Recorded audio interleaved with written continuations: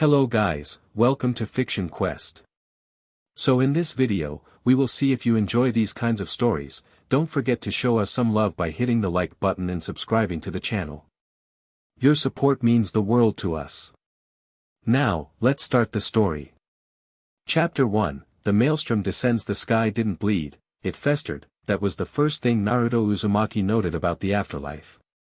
He lay on his back, staring up at a firmament that wasn't the welcoming blue of the elemental nations, nor the star-dusted void of the cosmos.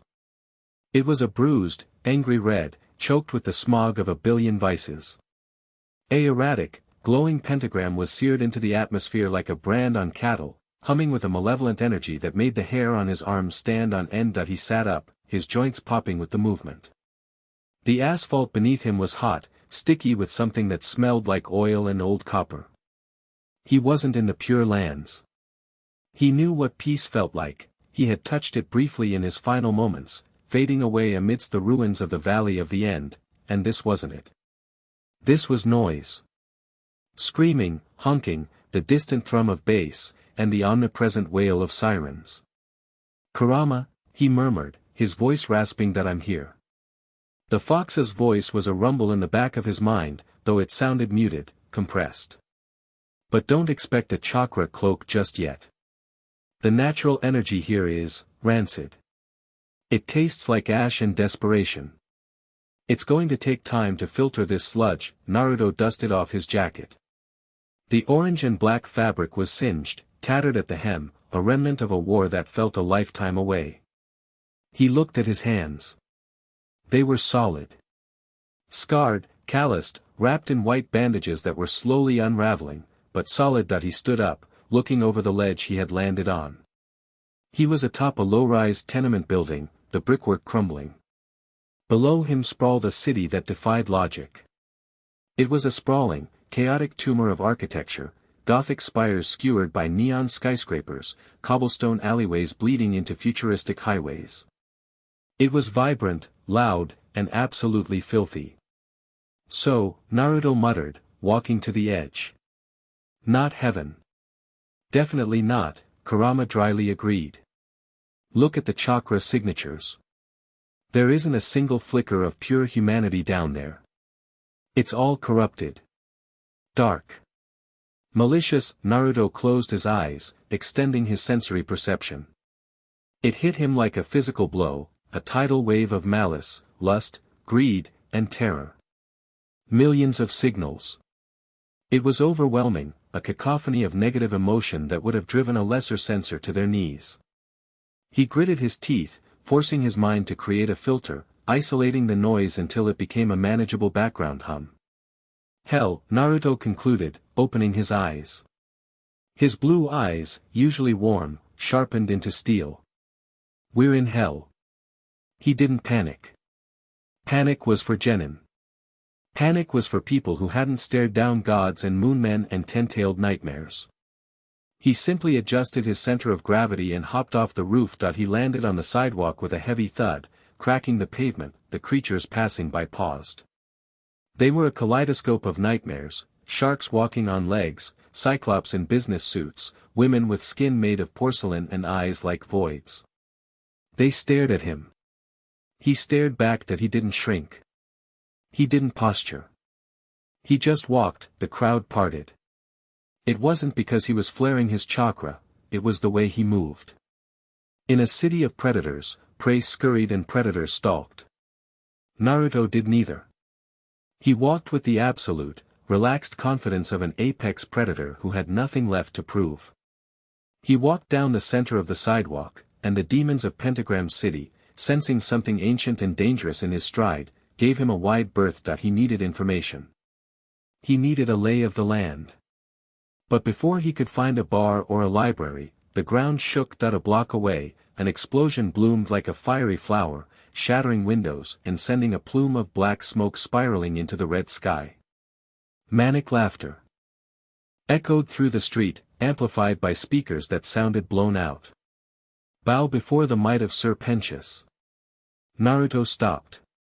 He watched as a massive, steampunk airship drifted over the intersection, its cannons glowing with ominous green light. Below it, chaos erupted. Cars swerved and crashed. Demons screamed, trampling over one another to escape the debris raining down. Another war? Kurama asked, sounding bored. Does it look like a war? Naruto said, his eyes narrowing as he saw the target that it wasn't an army. It was a turf dispute. The airship was firing indiscriminately into a crowded market street. A smaller figure was leaping between the buildings, a Cyclops girl with wild hair and bombs in her hands, laughing just as maniacally as the snake man in the ship. They were tearing the block apart for sport. Naruto watched a stray beam of energy slice through a support pillar of a nearby cafe. The awning collapsed, trapping a group of smaller demons, imploking things that were clearly civilians, under the rubble. They screamed for help, but the crowd ignored them, too busy saving their own skins. The airship swung its cannons around, aiming for the Cyclops girl, but the trajectory was sloppy. The shot was going to vaporize the trapped imps, Naruto sighed. It was a heavy, tired sound. New world, same crap, he muttered. Don't get involved, Naruto, Kurama warned, though there was no heat in the protest. We don't know the rules here. I know my rules, Naruto replied. The airship's cannon fired. A beam of concentrated green energy screamed through the air, destined for the pile of rubble that it never connected. There was a golden flash, a blur of motion faster than the eye could track. The sound of the impact was deafening, a thunderclap that shattered every remaining window in a 3-block radius. Dust billowed out, obscuring the street. Sir Pentious, from the safety of his cockpit, blinked his many eyes, confused. The explosion hadn't happened. What? Did the cannon jam? Check the hydraulics, he shrieked at his egg-shaped minions. On the street below, the dust began to settle. Naruto stood in front of the trapped imps. He had one hand raised. He hadn't used a jutsu. He hadn't used a barrier. He had simply caught the energy beam in his palm, crushing it into a ball of sizzling plasma before dissipating it with a flick of his wrist. Smoke curled from his bandage-wrapped hand, but the skin beneath was unmarred. The street went silent. The screaming stopped. Even the Cyclops girl, Cherry Bomb, paused mid-jump, landing on a lamppost to stare. Naruto lowered his hand. He turned his head slightly, looking back at the trembling imps. You guys okay? He asked. His voice was calm, cutting through the silence. One of them, a small goat-like demon, nodded dumbly. Good. Get out of here. They didn't need to be told twice. They scrambled from the rubble and bolted. Naruto turned back to the airship hovering above. He cracked his neck, the sound echoing like a gunshot. Hey! Sir Pentious's voice boomed over the speakers. Who do you think you are, interrupting my conquest? I am Sir Pentious, the future king of hell. Naruto looked up, shielding his eyes from the neon glare. You're loud. And your aim sucks. Insolence. Pentious shrieked. Blast him. Blast him to pieces. The airship's entire battery of cannons lit up. Dozens of targeting lasers painted Naruto's chest. Show them, Kurama whispered. If we're going to stay here, we don't hide. We established the hierarchy, Naruto smirked. It was the old grin, the one that promised violence. Right. He didn't weave signs. He didn't need to. He simply raised his right hand, palm facing the sky. The air pressure in the street dropped instantly. The loose debris on the ground began to levitate. The wind didn't just blow, it screamed, swirling around him in a tight, controlled vortex. Blue chakra began to coalesce in his palm, spiraling rapidly, forming a sphere. But then he added the change in nature. The sphere grew, for massive blades of white-hot wind erupting from the center. The screech of the raisin shuriken was like 1,000 birds of prey shrieking at once. The light from the jutsu was blinding, casting long, sharp shadows across the ruined street. Up in the airship, Sir Pentious's confidence evaporated. He stared at the spinning star of death in the human's hand, feeling the sheer density of the power. It wasn't magic. It was something heavier. Wind style, Naruto said quietly, his voice carried by the gale. Raisin Shuriken. He threw it at it didn't travel, it vanished and reappeared. It crossed the distance to the airship in a fraction of a second. Naruto didn't aim for the cockpit. He aimed for the engine block. The impact was silent for a split second, and then the sky ripped open. A sphere of expanding wind engulfed the rear of the airship. Metal shrieked as it was shredded on a molecular level. The massive vessel didn't just explode, it was disassembled. The shockwave flattened the street signs and blew the hats off demons 3 blocks away. The front half of the ship, now severed from its propulsion, groaned and fell out of the sky, crashing into an empty construction site with an earth-shaking boom. Naruto lowered his hand. The wind died down instantly. The silence that followed was absolute. He stuffed his hands into his pockets and looked around. The Cyclops girl was gone, having fled the moment she saw the jutsu. The street was empty, save for the wreckage. Bit much? Naruto asked the AI. It got the point across, Kurama noted. High above, in the sleek, screen-lined penthouse of V Tower, a figure leaned forward. Vox sat in his swivel chair, his monitor face glowing with static intensity. The wall of screens in front of him usually played a dozen different feeds: stocks, porn, news, weather.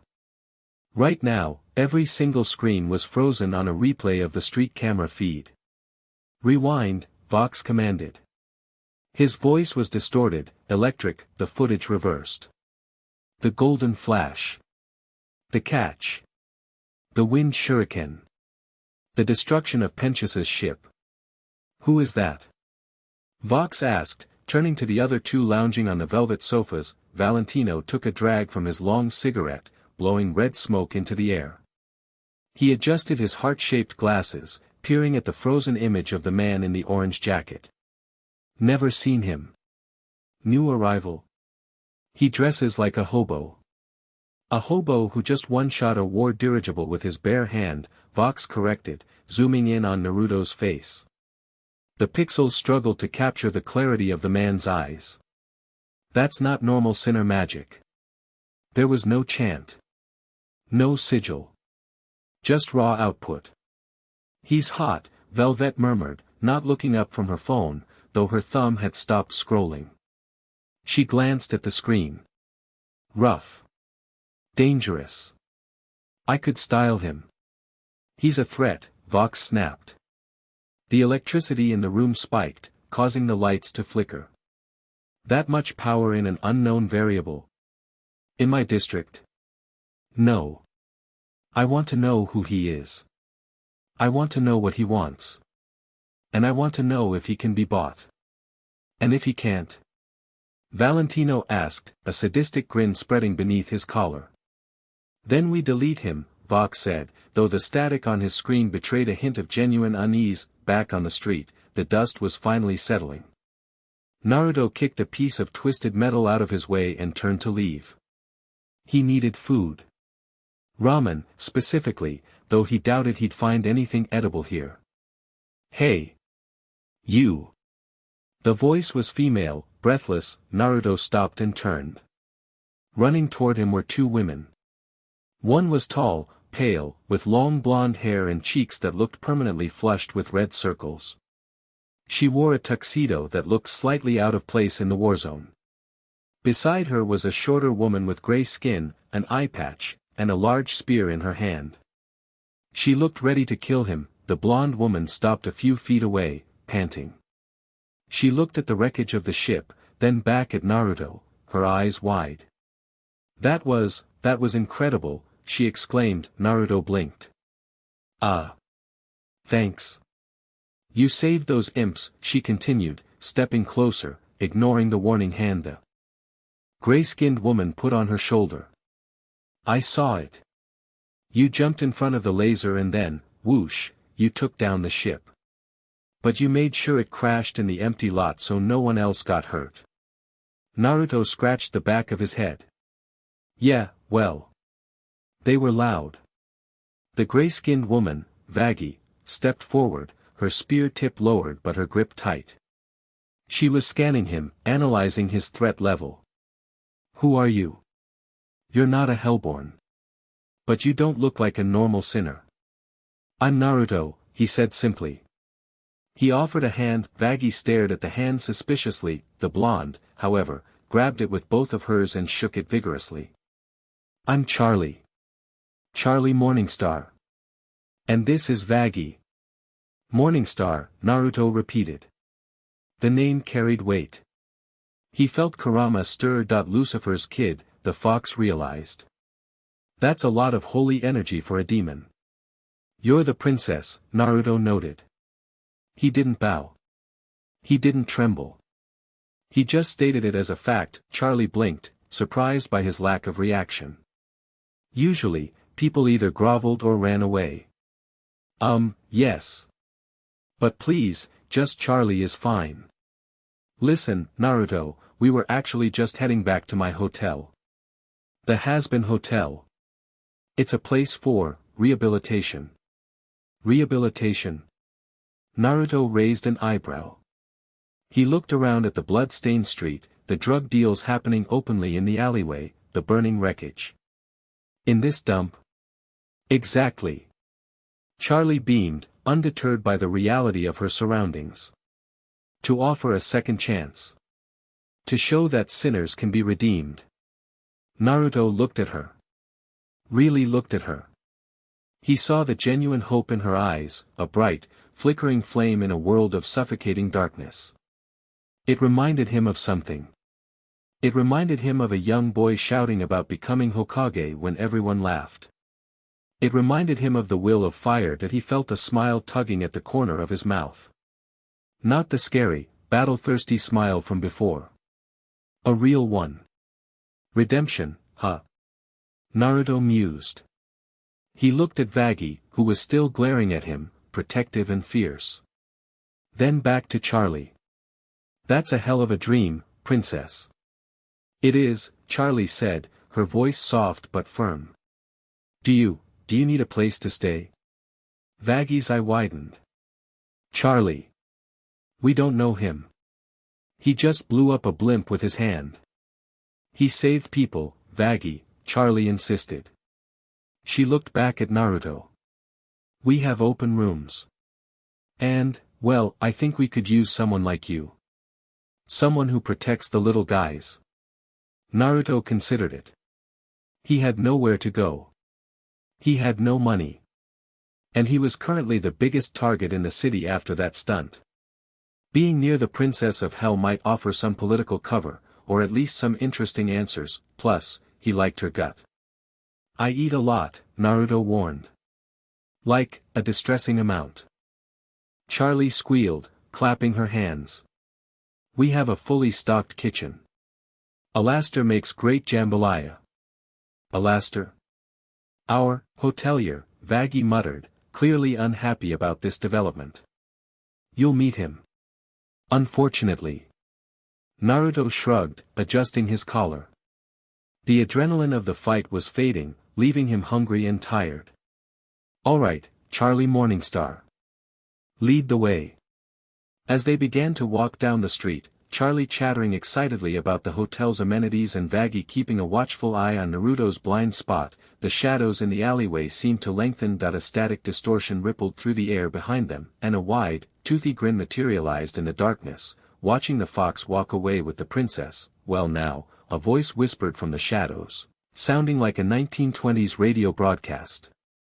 This just got interesting. Naruto paused mid-step.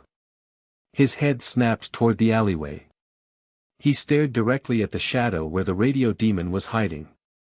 His blue eyes flashed gold for a microsecond, a vertical slit pupil emerging. You coming?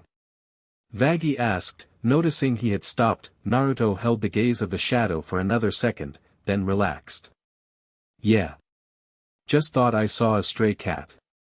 He turned and followed the girls. The game had begun. Chapter 1 and Chapter 2. The radio and the fox. The Hazbin Hotel stood like a desperate plea for elegance in a city built on vice. It was a mishmash of architectural styles, part Victorian manor, part circus tent, all held together by what Naruto assumed was sheer willpower and questionable structural engineering. Charlie pushed the heavy double doors open, revealing a lobby that smelled of sawdust, old velvet, and optimism.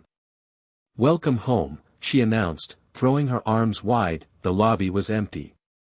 A single bartender, a winged cat demon with a permanent scowl, was wiping a glass behind a bar in the corner. A spider demon with 4 arms and fluffy white chest fur was lounging on a sofa, scrolling through a phone with a bored expression. "It's cozy," Naruto lied politely, stepping inside. The air here was different.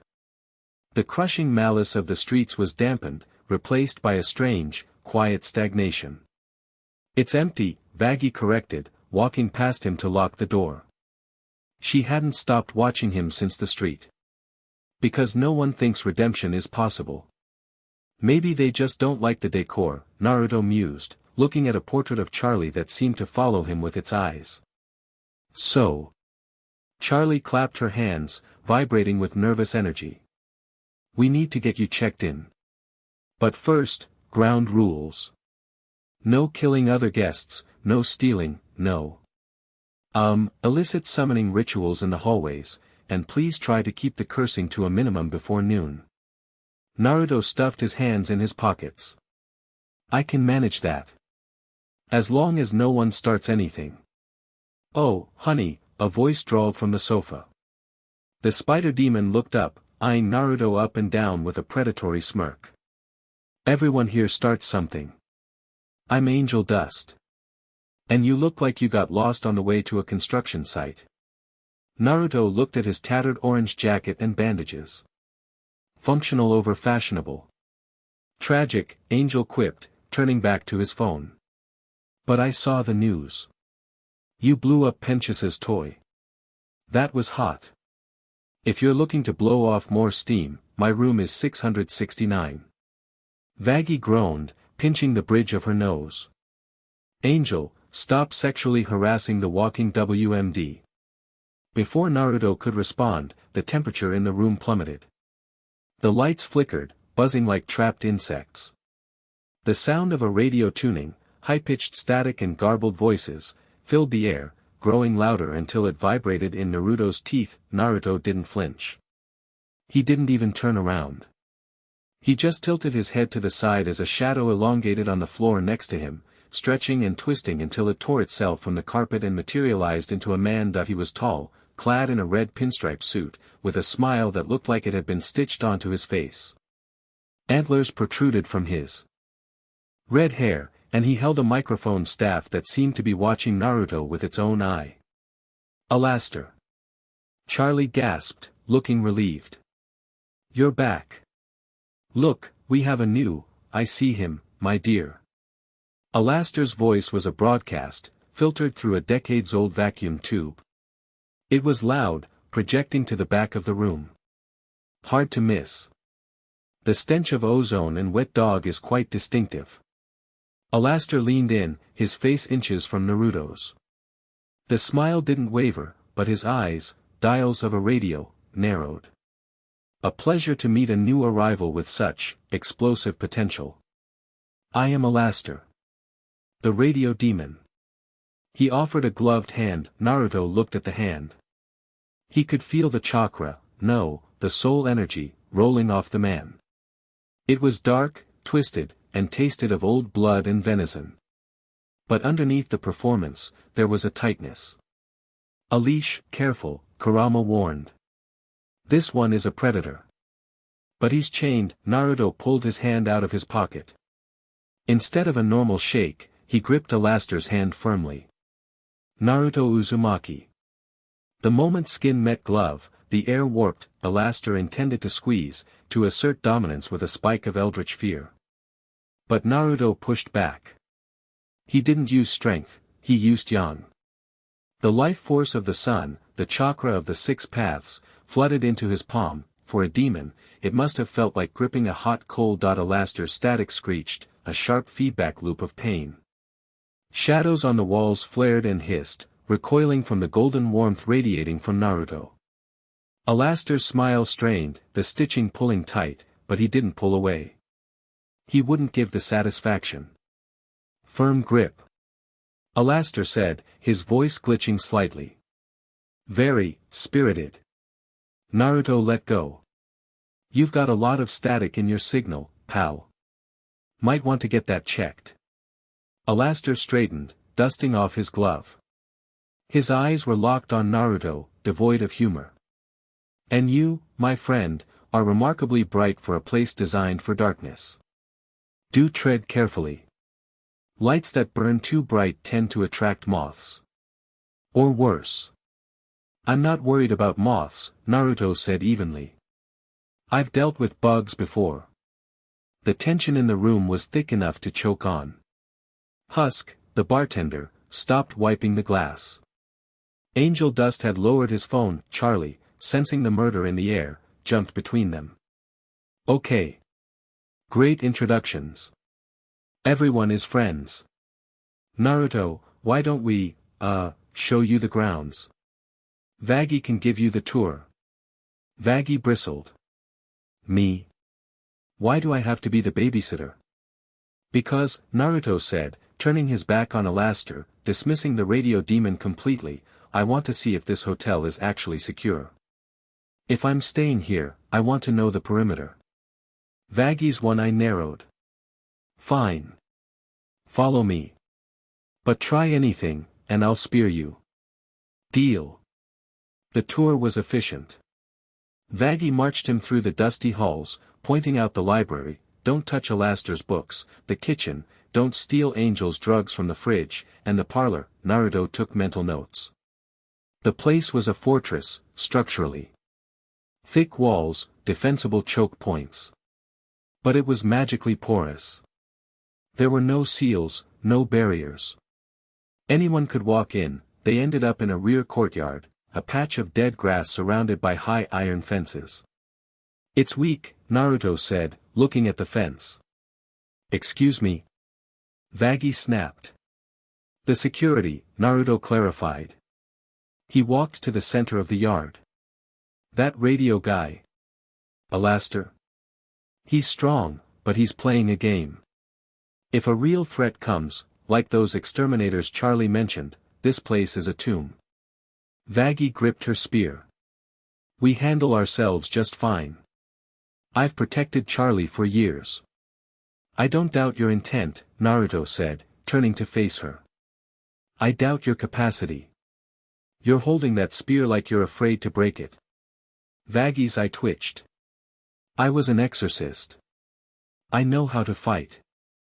Then show me. Naruto didn't take a stance. He just stood there, arms loose at his sides.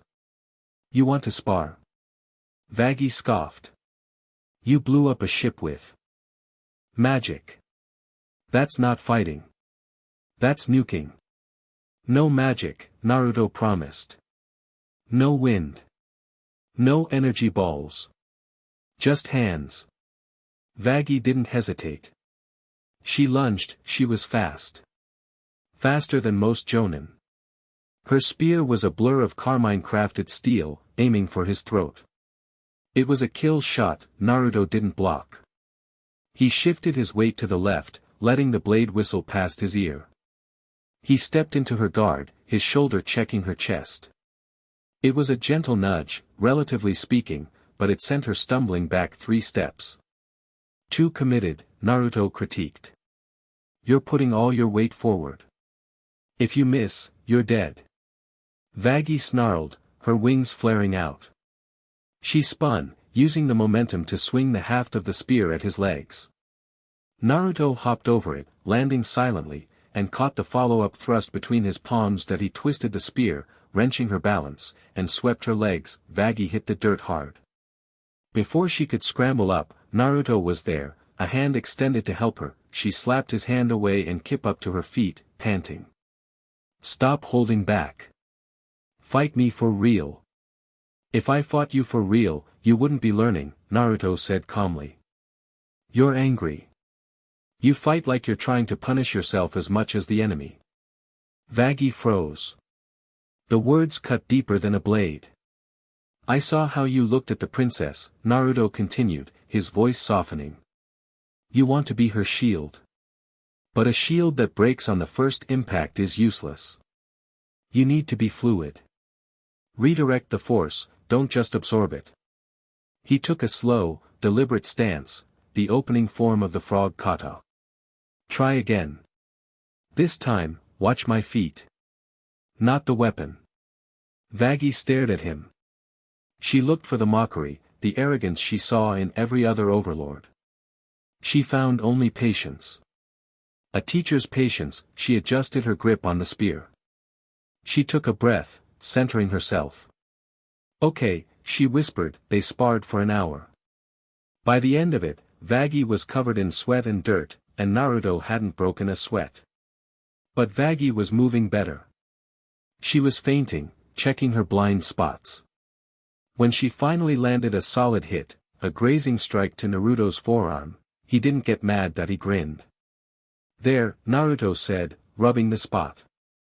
That actually stung. Good. Vaggie leaned on her spear, wiping her forehead. She looked at the orange-clad stranger with a newfound complexity. Who taught you? A pervy sage and a scarecrow, Naruto said fondly. And a lot of people who wanted to kill me. You're weird, Vaggie decided. But the hostility was gone, replaced by a grudging camaraderie. But, thanks. For the tips. Anytime. Naruto looked up at the red sky. We should head in. I smell jambalaya. Dinner was an experience. The dining room was dimly lit, the tables set with mismatched silverware. Alastair presided over the meal like a dark host, serving a spicy Creole stew that actually smelled incredible. Naruto ate like a vacuum cleaner. My God, Angel Dust watched in horror as Naruto inhaled his third bowl. Does he breathe? Metabolism, Naruto mumbled through a mouthful of sausage. So, Charlie started, trying to steer the conversation. Naruto. We usually do trust exercises, but, tell us about yourself. Where are you from? How did you die? The table went quiet. Even Alastair tilted his head, listening. Naruto set his bowl down. He wiped his mouth. I'm from the elemental nations. A place called Konoha. Never heard of it, Husk grunted, nursing a bottle of cheap booze. You wouldn't have. Different dimension, maybe. Or just a long time ago. Naruto leaned back. I didn't plan on dying. We were fighting, a monster. A being that wanted to eat the world. I used too much power. Burned out my life force to seal it away. A hero, Alastair purred, the word dripping with irony. How droll. And look where altruism gets you. The same pit as the murderers and thieves. I'm not here because I was bad, Naruto said, locking eyes with Alastair. I'm here because I was too heavy. My soul, it carries a passenger. The judges didn't know where to put. A human who held a demon's chakra. So they dropped me in the basement. A passenger? Charlie asked gently. Naruto tapped his stomach. His name is Kurama. He's a giant fox. He's sleeping right now, mostly. He hates the smell of this place. Angel Dust laughed. A fox inside you? Kinky. He's a tailed beast, Naruto corrected. A mass of sentient chakra. We're partners. Alastair's smile tightened. A second soul. That explained the density of power. That explained why his radio interference couldn't pierce Naruto's mind, it was already occupied. Well, Charlie said, reaching across the table to touch Naruto's hand. We're glad you're here, Naruto. Whatever brought you? Naruto looked at her hand, then at the gathered misfits. A princess with a dream. An ex-exorcist with trust issues. A spider addicted to self-destruction. A drunk cat. And a radio demon plotting murder. It wasn't Team 7. But it was a team. Yeah, Naruto said softly. I'm starting to think this might not be so bad. Later that night, Naruto stood on the balcony of his assigned room. The city below was glowing with neon malice, the sounds of distant screams acting as a lullaby. He held a kunai in his hand, one he had materialized using a creation of all things variant he was still figuring out. It was black metal, heavy and cold. You provoked the radio demon, Kurama spoke, his voice clearer now that he had acclimated to the sulfur in the air. He needed to know the pecking order, Naruto replied, spinning the kunai on his finger. He thinks he's an apex predator because he eats deer. He doesn't know what it's like to hunt gods. Don't get cocky. This world has rules we don't understand yet. Soul contracts. Angelic steel. The hierarchy is rigid. I broke the hierarchy the moment I landed, Naruto said. He looked up at the sky, at the pentagram. I'm not going to conquer this place, Kurama. I'm going to fix it. Ideally. But look up, Naruto followed Kurama's sense. He looked past the pentagram, past the red haze, peering into the void between realms using the six paths sensory ability. Far above, in the blinding white realm of heaven, something was shifting. The connection was faint, but Naruto felt it. A vibration. A cold, sterile intent that he saw, in his mind's eye, a single white feather drifting down through the cosmic barrier. As it crossed the threshold into the atmosphere of hell, the white burned away. It turned black, curling into ash before it vanished. That it was a probe. A signal. Someone's watching, Naruto whispered. Someone strong, Kurama agreed. That wasn't normal angel chakra. That felt ancient. Naruto gripped the railing of the balcony, the metal groaning under his hand. Let them come, he said, his eyes flashing with the orange slit pupil of the fox. I was getting bored anyway. Down in the street, a monitor flickered to life. Vox's face appeared for a split second, glaring at the hotel, before cutting to black. The board was set. The pieces were moving. And the fox had just claimed his den. Chapter 2 and Chapter 3, Smoke and mirrors. The morning light in the pride ring didn't break, it leaked. It seeped through the heavy velvet curtains of the Hazbin hotel in a sickly, crimson haze that made the dust motes look like suspended blood. Angel Dust sat at his vanity, staring at his reflection. The mirror was old, the glass slightly warped, but it showed him exactly what he needed to see. He applied the powder thick, covering the bruise under his left eye, a parting gift from a client 3 days ago. He drew his eyeliner sharp enough to cut, fluffed the fur on his chest, and forced a smile that it was a perfect smile. Practiced, symmetrical, and completely empty.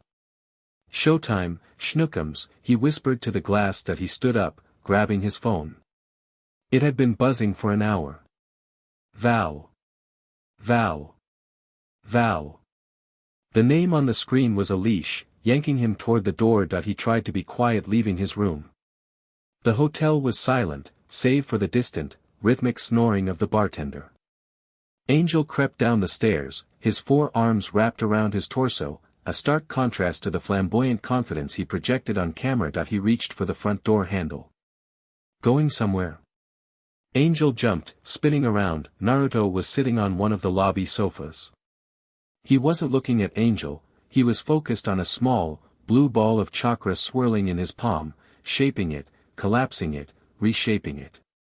It was a focus exercise. Jesus, Whiskers.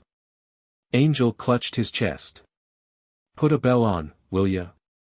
You nearly gave me a heart attack. You're sneaking out, Naruto noted, letting the chakra dissipate. He looked at Angel.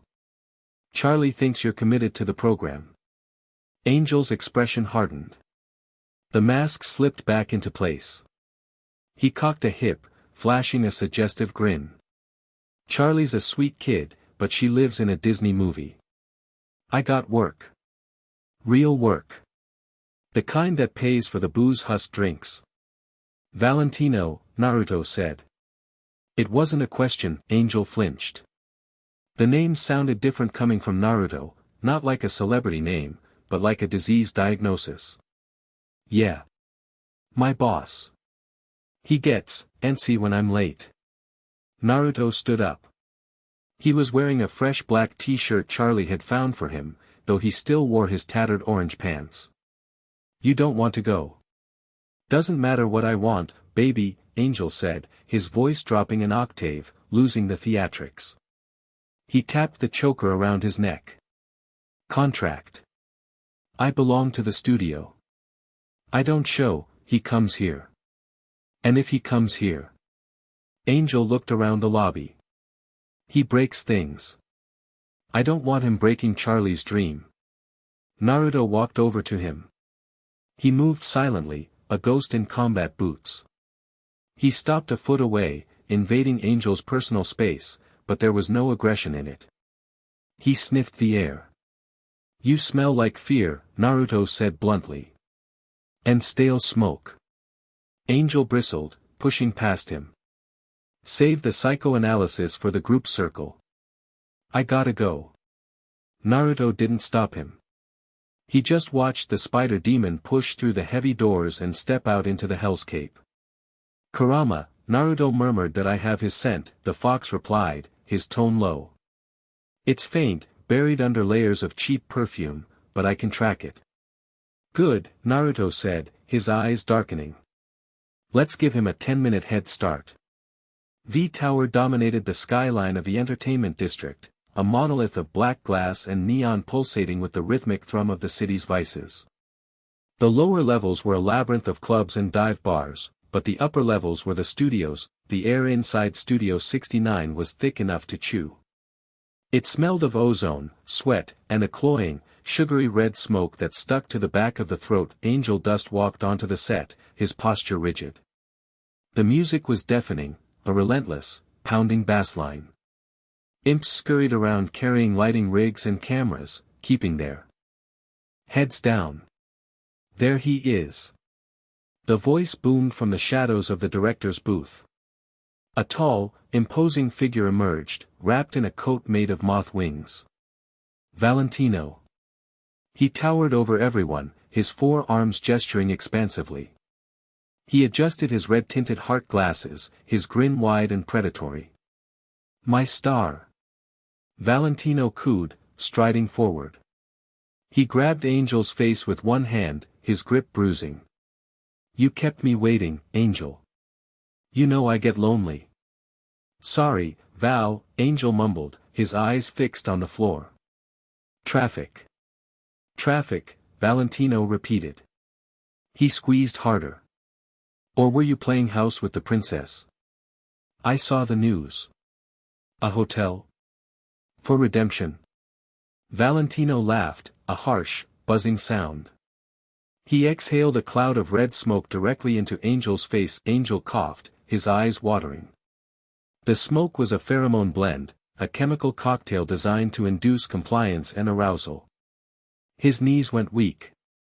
The fight drained out of him, replaced by a hazy, sickening submissiveness. You belong to me, Angel, Valentino whispered, leaning down, his antennas twitching. Body and soul. Now, get to wardrobe. We have a double feature to shoot. Rough cut. Angel nodded numbly. Yes, Val. He turned to walk toward the dressing rooms, his legs feeling like lead. Boom, the sound wasn't an explosion. It was the sound of the reinforced steel doors of the studio entrance being kicked open with enough force to warp the frame. The music cut out. The imps froze. Valentino spun around, his coat flaring. Who the fuck interrupts my shoot? Standing in the doorway, silhouetted against the neon lights of the hallway, was Naruto. He stepped over the 2 shark demon bouncers who were groaning on the floor, nursing broken ribs. Naruto walked onto the set. He didn't look at the cameras. He didn't look at the lights. He looked straight at Valentino. The air pressure in the room dropped. The glass lenses of the cameras cracked. Who are you? Valentino demanded, stepping forward. He towered over the intruder. You're the stray the princess picked up. The one who broke Penchas's toy. Naruto stopped 10 feet away. He looked at Angel, who was trembling, his eyes glazed over from the smoke. Go wait outside, Angel, Naruto said. His voice was quiet, but it carried to every corner of the room. Excuse me. Valentino's voice rose to a screech. He doesn't go anywhere unless I say so. He is my property. Naruto turned his head slowly to face the moth overlord. Property. Is that what you call people here? I call them what they are. Valentino snarled.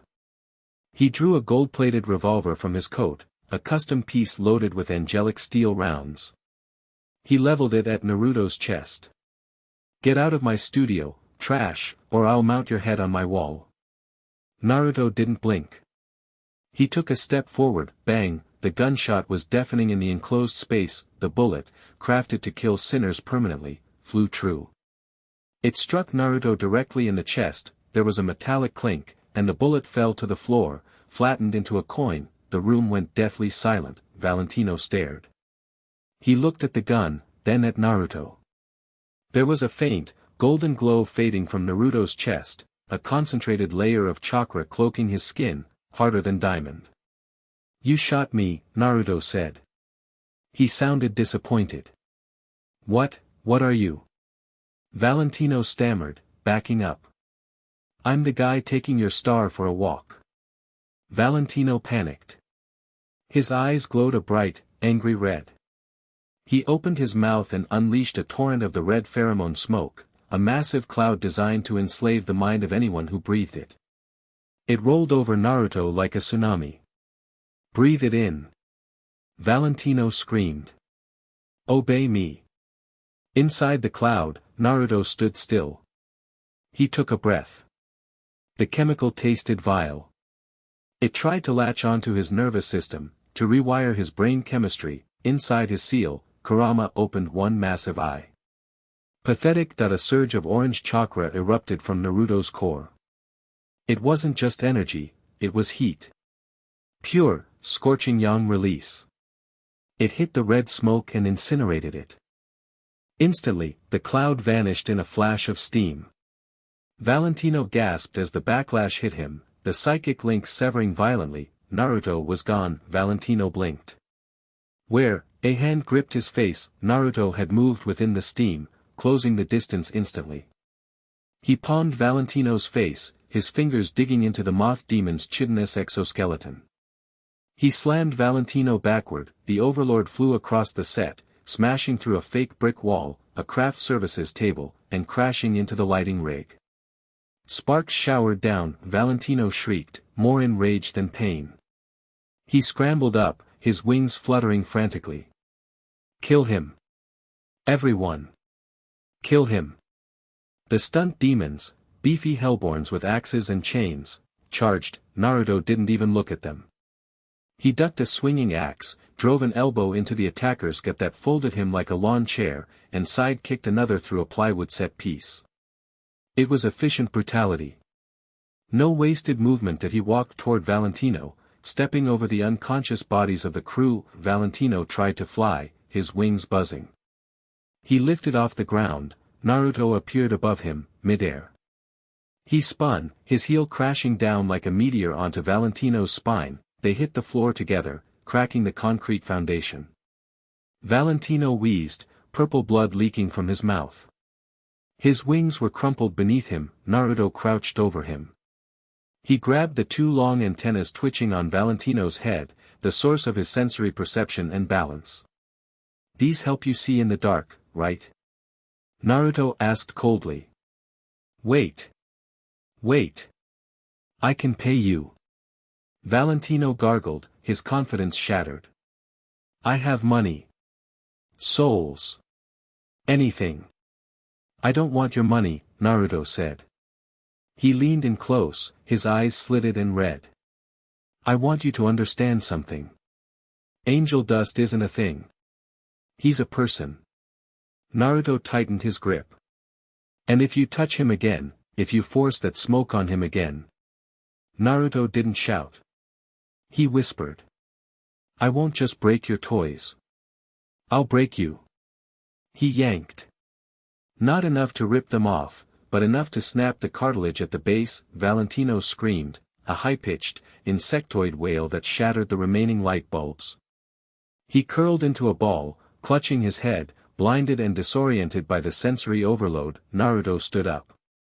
He wiped his hands on his pants as he turned to the entrance. Angel Dust was standing there, pressing himself against the doorframe. The smoke had cleared from his eyes, leaving them wide with shock. He looked at the carnage. He looked at the Overlord of Lust whimpering on the floor in a puddle of his own blood, then he looked at Naruto. Naruto walked over to him. The terrifying aura vanished, replaced by a tired, slightly annoyed expression. "Come on," Naruto said gently. "Charlie saved you a plate of pancakes." Angel stared at him. You beat Val. You didn't kill him. Killing him complicates things for you." "The contract," Naruto said, guiding Angel out into the hallway. "We'll deal with the paper later. For now, we leave." Angel looked back one last time at the ruined studio.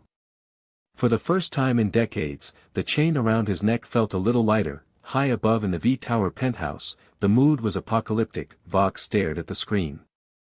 He had watched the whole thing through the studio security feeds before the cameras shattered. He was vibrating with rage. His screen face distorted, pixelating with red static. "He humiliated him," Vox hissed. "He walked into our territory, beat down an overlord, and walked out. Live on tape." Velvet was pacing, scrolling furiously on her phone. "It's trending. Moth Down is already #1. People are laughing, Vox. They're laughing at us." Vox slammed his fist onto the control console. Sparks flew. "We can't let this slide. If the public thinks we're weak, we lose our grip. We lose the subscribers. We lose the souls. So what do we do?" Velvet asked, stopping. "He's strong, Vox. Physically, he's a monster. And that magic, it burns." "Then we don't fight him physically," Vox said. His voice dropping to a low, digital growl. He turned to the main screen, bringing up an image of Naruto's face frozen from the feed. "We destroy his image. We make him a pariah. We turn the entire city against the hero of the hotel. We make it so that anyone who stands next to him becomes a target." Vox's face shifted into a jagged, electric grin. "He wants to play the savior. Fine. Let's see how many people he can save when the whole world wants him dead."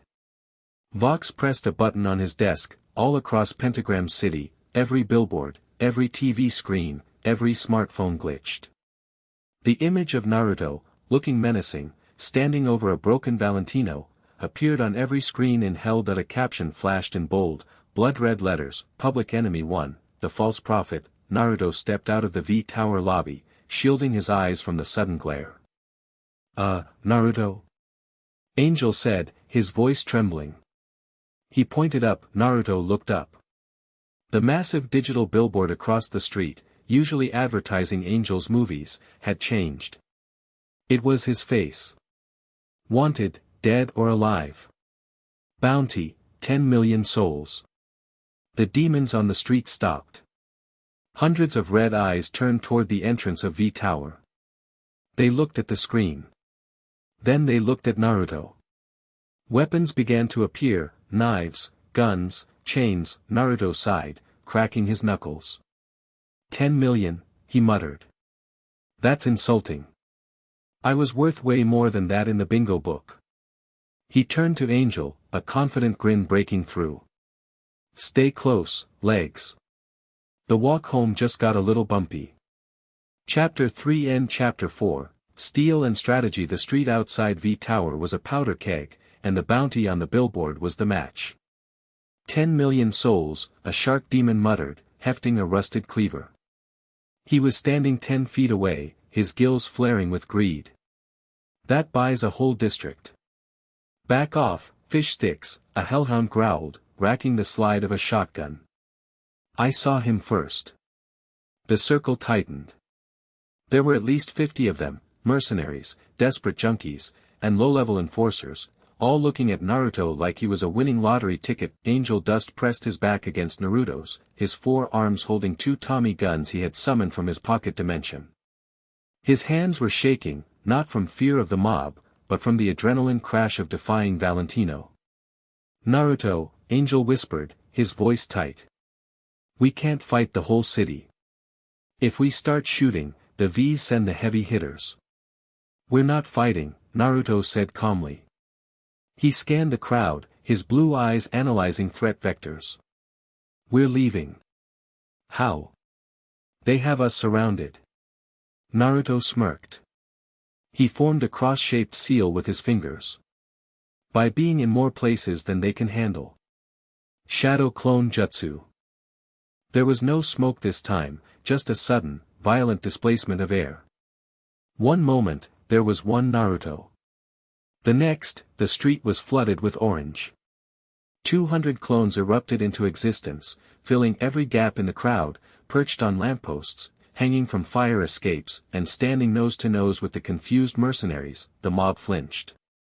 The shark demon dropped his cleaver as 3 Narutos glared at him simultaneously. Pick a card, the clones shouted in unison, their voices echoing off the glass tower. Chaos ensued. The clones didn't attack, they scrambled. They ran in 200 different directions, leaping over cars, scaling walls, and diving into alleyways. Which one is he? The hellhound screamed, firing his shotgun blindly into the air. Get him! The mob fractured, chasing the decoys, tripping over each other in a frantic, greedy stampede. In the confusion, the real Naruto grabbed Angel by the waist. Hold on, he warned. Wait, Shunshin, the body flicker technique was jarring for someone who wasn't used to it. The world blurred into a streak of neon and gray. Angel felt his stomach drop into his heels. When the motion stopped, they were standing on a rooftop 6 blocks away, the sounds of the riot fading into the distance. Angel stumbled, clutching a chimney for support, dry heaving. Warning. Next time, give a warning. Naruto walked to the edge of the roof, looking back at the V Tower. The digital billboard was still flashing his face. We bought some time, Naruto said, his expression serious. But that bounty isn't going away. Vox is going to keep turning the heat up until someone gets lucky. Angel straightened up, wiping his mouth. He looked at Naruto, really seeing him. The goofy, ramen-obsessed guy was gone. This was the strategist. So what now? Angel asked. We go back to the hotel. Bunker down. No, Naruto said. He turned to Angel. I broke Valentino physically. But you're still scared. Angel looked away, rubbing his neck where the contract chain usually manifested. You don't get it, Whiskers. I signed a deal. My soul, it's tied to his. You can beat him up, you can burn his studio, but as long as that paper exists, he owns me. He can summon me. He can punish me. Naruto narrowed his eyes. A soul contract. Like a summoning pact. Worse. It's woven into your essence. You can't just tear it up. I know a thing or two about seals, Naruto mused. But if it's based on the laws of this world, I might need a specific tool to cut it. Angel hesitated. There is one thing. Exorcist weapons. Angelic steel. It kills sinners permanently, but it can also sever soul ties if you know how to use it. But that stuff is rare. The only people who have a stockpile are the exorcists and Carmilla Carmine, Angel finished. The arms dealer. The overlord of weapons. But she hates chaos. She stays neutral. She won't help us just because we asked nicely. Naruto adjusted his collar. Good thing I'm not planning to ask nicely. I'm planning to negotiate. Negotiate? Angel laughed, a hysterical edge to it. With Carmine? She eats guys like you for breakfast. She's not some pimp like Val. She's elegant. Dangerous. Sounds like my type, Naruto said, checking his pockets.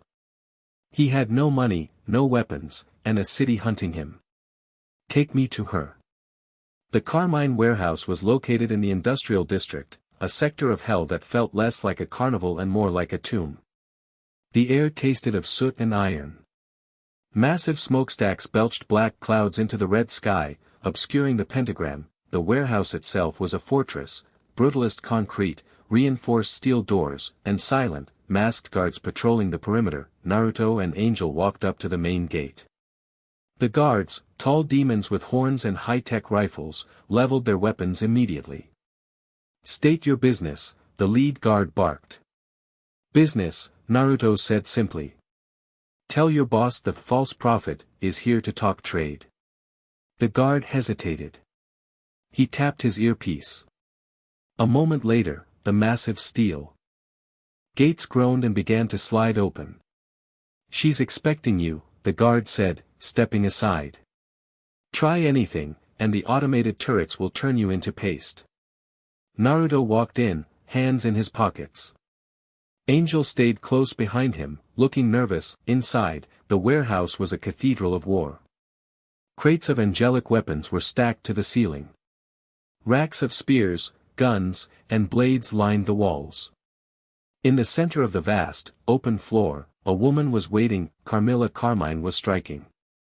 She was tall, with gray skin and long white hair tied up in a severe bun. She wore a black ballet-style dress that highlighted her powerful legs that ended in pointed, metallic boots. Her eyes were sharp, intelligent, and cold. She was flanked by her two daughters, Odette and Clara, who looked at Naruto with a mixture of fear and curiosity. "Naruto Uzumaki," Carmilla said.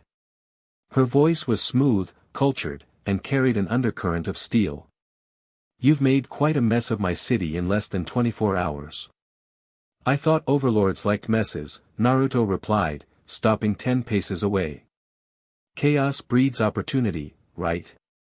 "For the foolish, yes," Carmilla countered. She poured herself a glass of tea from a silver set on a nearby table, not offering him one. "For the wise, chaos is a liability. It disrupts supply lines. It draws attention." She took a sip, her eyes locking onto his. "You attacked Valentino. You humiliated Vox. And now you come to my doorstep with a 10 million soul price on your head. Give me one reason why I shouldn't collect it right now and buy my daughters a private island." Naruto didn't flinch. "Because you don't need the money. And because you're bored." Carmilla paused, the cup halfway to her lips. "Bored? You're standing in a room full of weapons, but you look like you haven't had a real fight in decades," Naruto said, gesturing around. "You're a warrior. I can tell by the way you stand. Your center of gravity is perfect. You're not a merchant, you're a soldier playing shopkeeper." Carmilla set the cup down. The clink echoed in the silence. "Careful," she warned softly. "I need angelic steel," Naruto said, cutting to the chase. "Enough to forge a blade capable of severing a high-level soul contract." "And what do you offer in return?" Carmilla asked, crossing her arms. "I have wealth. I have territory. I have respect. I offer protection," Naruto said. Carmilla laughed. It was a dry, humorless sound. "Protection? From whom?" "I am the supplier of the extermination. Even the angels hesitate to attack me. I am untouchable." Crash, the skylight above them shattered, glass rained down like diamonds. 4 figures dropped from the ceiling, landing in a crouch around the group. They weren't demons. They were machines, sleek, cybernetic assassins with Vox Tech logos glowing on their chests. They were armed with energy blades that hummed with a frequency designed to disrupt demonic biology. Target acquired, the lead drone synthesized. Carmilla Carmine. Priority, elimination. Reason, selling to the resistance. Carmilla's eyes widened. "Vox," she hissed. "He's trying to consolidate the market." The drones moved instantly. 2 lunged for Carmilla, and 2 lunged for her daughters. Carmilla was fast. She pirouetted, her bladed boot catching the first drone in the neck, decapitating it in a shower of sparks. But the second one parried her strike and fired a repulsion blast that sent her skidding backward, away from her children. Odette. Clara. Carmilla screamed. The remaining 2 drones were closing in on the girls, blades raised. The daughters huddled together, freezing in terror. They didn't die. There was a flash of yellow. Naruto stood between the drones and the girls. He didn't have a weapon. He didn't need one. That he caught the wrist of the first drone. Metal groaned as he crushed the servomotor with his bare hand. You guys are interrupting a meeting, Naruto growled. The drone tried to calculate a countermeasure, but Naruto didn't give it time. He spun, throwing the drone into its partner. As they collided, a mass of tangled metal, Naruto formed a blue sphere in his hand, Rasengan, that he slammed the sphere into the pile of robotics. The grinding force of the chakra tore the machines apart, sending shrapnel flying away from the girls. Across the room, Carmilla had recovered. She saw Naruto protecting her daughters. A look of fierce intensity crossed her face. She launched herself into the air, her movements graceful and deadly, a dance of death. She sliced through the remaining drone attacking her, landing beside Naruto. More are coming, Naruto noted, sensing the chakra signatures outside. The perimeter guards are down. The back exit, Carmilla commanded, her voice icy calm. Odette, Clara, go to the panic room. Lock it. But Mom. Go. The girls ran, the heavy steel doors of the warehouse blew inward. A squad of heavier assault drones, these ones mounting Gatling guns, marched in. Naruto and Carmilla stood side by side amidst the wreckage of the first wave. You fight with your legs, Naruto observed, eyeing her bladed boots. Ballet style. It keeps my hands free for tea, Carmilla replied, falling into a low stance. She glanced at him. You saved them. I protect the weak, Naruto said, settling into his stance. It's kind of my thing. If we survive this, Carmilla said, her eyes flashing, I might just give you that steel. Deal, Naruto grinned. Let's dance. The battle was a symphony of violence, Carmilla was precision. She was a scalpel, moving in blurs of motion, severing hydraulic lines and decapitating sensors. She fought with a cold, terrifying elegance. Naruto was power. He was the hammer. He moved with explosive speed, using taijutsu to shatter armor plating. He didn't use flashy jutsu, he used efficiency. A punch to the power core. A kick that caved in a chassis. They found a rhythm. When Carmilla leaped back to avoid a volley of gunfire, Naruto stepped in, deflecting the bullets with a spinning staff he had materialized from a broken pipe. When Naruto was surrounded, Carmilla swept in, her legs scything through the attackers. That it lasted 3 minutes. When the last drone fell, sputtering sparks onto the concrete floor, the warehouse was silent again. Naruto exhaled, dusting off his hands. Vox builds them cheap. Poor wiring. Carmilla didn't sheath her weapons. She walked over to the wreckage of the leader drone, driving her heel into its memory core to ensure it couldn't transmit data. Then, she turned to Naruto. She looked him up and down. He wasn't even winded. You are not a normal sinner, she stated. I get that a lot, Naruto said. The door to the panic room opened, and Odette and Clara peeked out. Seeing the coast was clear, they ran to their mother, hugging her tightly.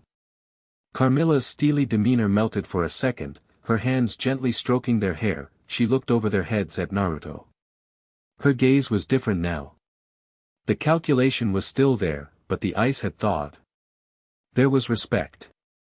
And something else, interest. You protected my family, Carmilla said. When you had no reason to. When you could have used the distraction to steal the steel and run. I don't leave people behind, Naruto said simply. Carmilla gently disentangled herself from her daughters. Girls, go check the inventory. Make sure nothing exploded. As they left, Carmilla walked to a heavy safe in the back of the room. She spun the dial and pulled it open. She pulled out a long, rectangular case. She carried it to a workbench and opened it. Inside lay a set of ingots. They didn't shine like gold, they absorbed the light, glowing with a faint, holy luminescence. Angelic steel. Pure grade. This is enough for a dagger, Carmilla said, running her gloved finger along the metal. Or a short sword. If you can find a smith who can work it. I can work it, Naruto said, stepping up to the bench. I know a thing or two about shaping energy. Carmilla looked at him. This isn't just metal, Naruto. It's judgment given form.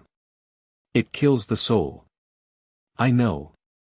Carmilla closed the case and pushed it toward him. Take it. Naruto blinked.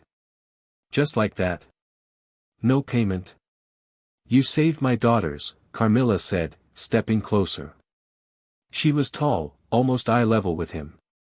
She smelled of gun oil and lavender. That debt is not paid with money. She reached out, adjusting the collar of his shirt which had been skewed in the fight. Her hand lingered for a second on his chest, feeling the hum of the power beneath. However, she added, her voice dropping to a murmur. Vox has declared war on you. And by attacking me, he has declared war on the arms trade. Our interests align. An alliance? Naruto asked.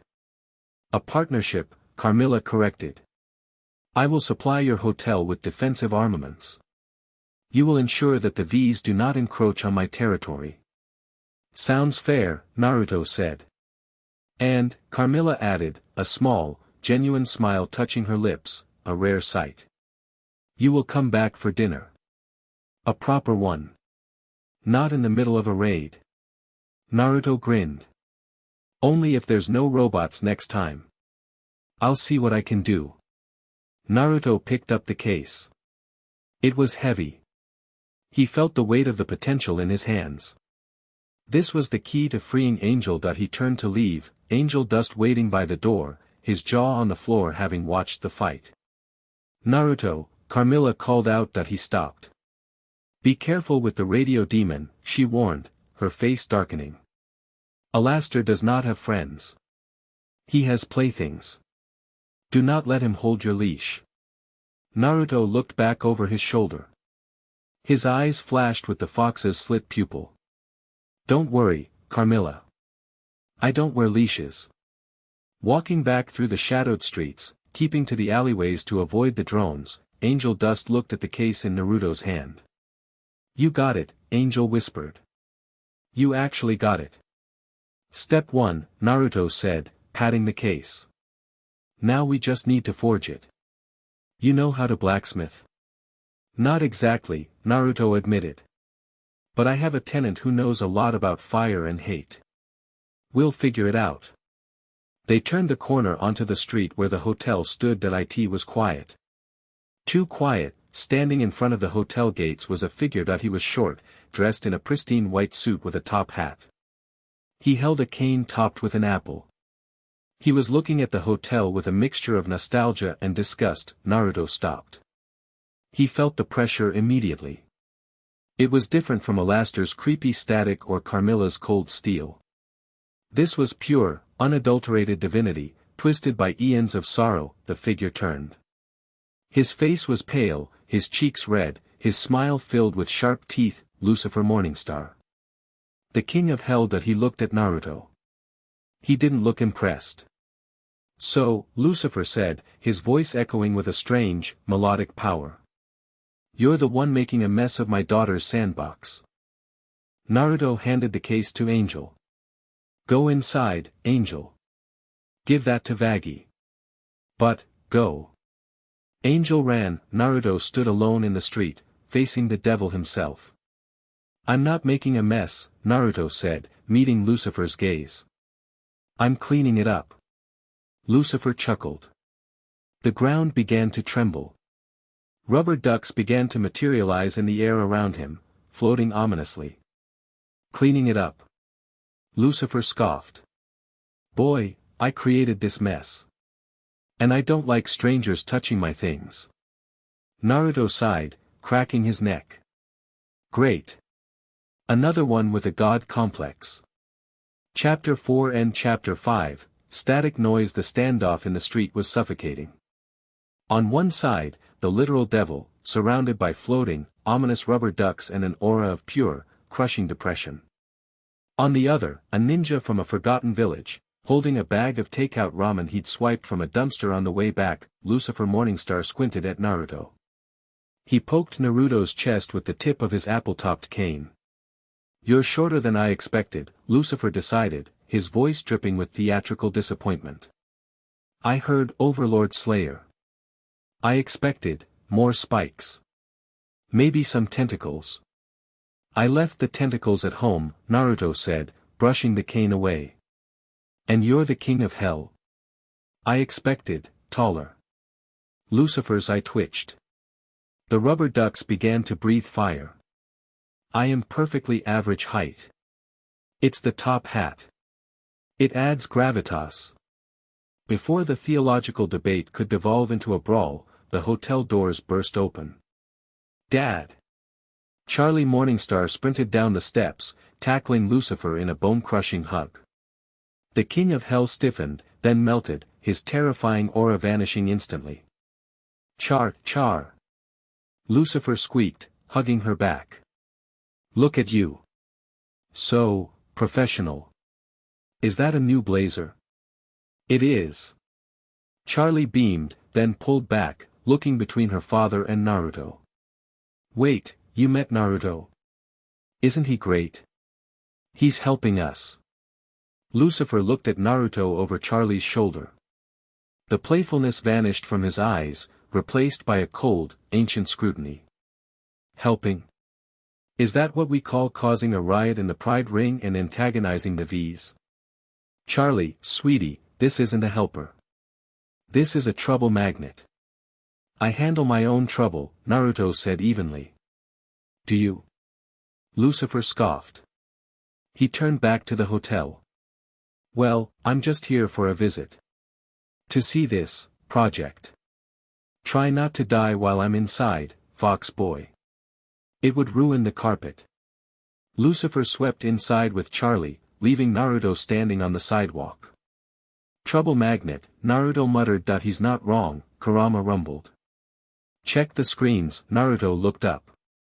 The digital billboard that had displayed his bounty flickered. The image changed. It was footage of the Carmine warehouse. But it was doctored. It showed Naruto tearing the drones apart, but the audio was replaced with maniacal laughter. It showed him standing over Carmilla's cowering daughters, edited to look like he was threatening them, not saving them. Breaking news: the false prophet attacks Carmilla Carmine. No one is safe. They're fast, Naruto admitted. His phone, a burner Vaggie had given him, buzzed. It was a text from an unknown number. Reviews in, honey. You're cancelled. Inside the hotel, the mood was tense. Alastair was sitting by the radio, listening to the broadcast with a wide, sharp grin. "Oh, this is delicious." Alastair cackled, turning the dial. "Vox is pulling out all the stops. Accusations of terrorism, kidnapping, and, oh my, fashion crimes. Apparently, that orange jumpsuit is the real offense." Vaggie was pacing, her spear dragging on the floor. "This is bad. If the public thinks Naruto attacked Carmilla, we lose any neutrality we had. The other overlords will side with the V's. So we tell the truth," Charlie said, wringing her hands. "We issue a statement." "No one listens to statements, Charlie," Angel Dust said from the bar, nursing a drink. "They listen to the loudest noise. And right now, Vox is the loudest thing in the city." Naruto walked in, the heavy door slamming behind him. He looked at the group. "Where is he?" Naruto asked. "Lucifer." Vaggie pointed up. "Checking the rooms. Being critical. Good. Keep him occupied." Naruto walked to the center of the room. "Vox wants a media war. He wants me to hide so he can paint the narrative." "And what do you propose?" Alastair asked, leaning on his staff. "A press conference? Do you have a PR team tucked away in those unsightly pants?" "No," Naruto said. He looked at the TV screen in the corner. It was a live feed from the fashion district. Velvet was hosting her seasonal runway show. It was the biggest event of the month, broadcast to every corner of hell. Every influencer, every minor overlord, everyone who mattered was there. Velvet was on stage, holding a microphone, trashing Naruto to a cheering crowd. "We don't need heroes," Velvet shouted into the camera. "We need style. We need order. Not some chaotic stray who thinks he can punch his way to the top." Naruto pointed at the screen. "She's live," he said. "Naruto, no," Vaggie warned. "That's the V's home turf. It'll be crawling with security." "She said I follow trends," Naruto said, cracking his knuckles. "I think I need to show her what a trendsetter looks like." "I'm coming," Angel said, standing up. "I know the back entrances to the venue. Plus, I look fabulous." "I shall accompany you as well," Alastor announced, standing up. Shadows curled around him. "I haven't seen Vox face to face in decades. It would be rude to miss the reunion." Naruto grinned. It was the fox grin. "Let's crash a party." The Velvet Rope venue was an assault on the senses. Flashing strobe lights, pounding techno music, and a crowd of demons dressed in clothes that cost more than a human soul. The runway was long, elevated, and surrounded by holographic screens projecting Velvet's social media feed in real time. Velvet strutted down the catwalk, flanked by two models wearing chains, a subtle dig at Angel Dust. She stopped at the end, posing for the drones. "The V's are the future," she yelled. "We are the signal. Everything else is just." The music cut out, the lights died. For 3 seconds, the venue was pitch black. The crowd murmured, confused, then, a single spotlight clicked on. It wasn't pointed at the stage. It was pointed at the entrance. Naruto stood there. He wasn't wearing a tuxedo. He wasn't wearing designer gear. He was wearing his orange jacket, zipped up, with the sage's scroll strapped to his back, summoned for effect. Next to him stood Alastor, his smile glowing in the dark, and Angel Dust, posing dramatically with a Tommy gun on his hip. "Sorry we're late," Naruto's voice projected without a microphone, enhanced by wind chakra. Traffic was murder. The crowd gasped. Phones were raised instantly. Livestream started. Velvet stood on the stage, her eyes narrowing. She tapped her earpiece. "Vox. Cut the feed. Why is he here?" "Let it run," Vox's voice crackled in her ear. "He walked into the trap. Humiliate him, live," Velvet smirked. She walked to the edge of the stage, looking down at Naruto. Well, she sneered. The stray dog came to bark. "You know this is a private event, right? VIPs only. And honey, you look like a Goodwill bin." The crowd laughed. Naruto didn't get angry. He walked forward, the crowd parting for him. He walked right up to the stage. He didn't climb the stairs. He simply walked up the vertical face of the stage, chakra sticking his feet to the surface, until he stood next to her. "I didn't come for the clothes," Naruto said, his voice calm, echoing through the silent hall. "I came to ask you a question." "Oh." Velvet crossed her arms. "Ask away. Make it quick, I have a show to finish." "You talk about the future," Naruto said, looking out at the crowd. "You talk about order. But all I see is fear." He gestured to the models in chains. He gestured to the crowd, who were filming him like vultures. "You sell them an image," Naruto continued. "You tell them that if they buy the right things, if they follow the right people, they won't be worthless. You feed on their insecurity. That's business, baby," Velvet snapped. "That's hell." "It's a cage," Naruto corrected. He turned to face her. "And you're just painting the bars. And what are you?" Velvet got in his face, her phone recording him. "The savior? The hero? You think because you hit hard, you matter? You're nothing. You have no followers. You have no brand." "I don't need a brand," Naruto said. He tapped his chest. I have a creed. A creed? Velvet laughed. That's adorable. Tell me, does your creed stop this? She snapped her fingers. On the giant screens above the stage, Vox's face appeared. It was massive, spanning 50 feet. Enough talk, Vox boomed. The sound system screamed with feedback, blue lightning arced from the screens, connecting to the stage. You want to be the center of attention, Naruto? Vox's digital voice distorted. Then let's see what's inside that thick skull of yours. Vox didn't attack physically. He attacked digitally. He used a technique he had perfected over decades, psychic hacking. He converted his consciousness into a data stream and fired it directly into Naruto's brain. It was designed to override the nervous system, to force the victim to puppet themselves, to make Naruto kneel and beg on live TV. Naruto's eyes went blank. He froze. Velvet grinned. Gotcha. The mindscape, Vox materialized in a sewer. He looked around, confused. His avatar was sleek, glowing blue, a being of pure information. But this place, it was damp. It smelled of rust and ancient water. What is this?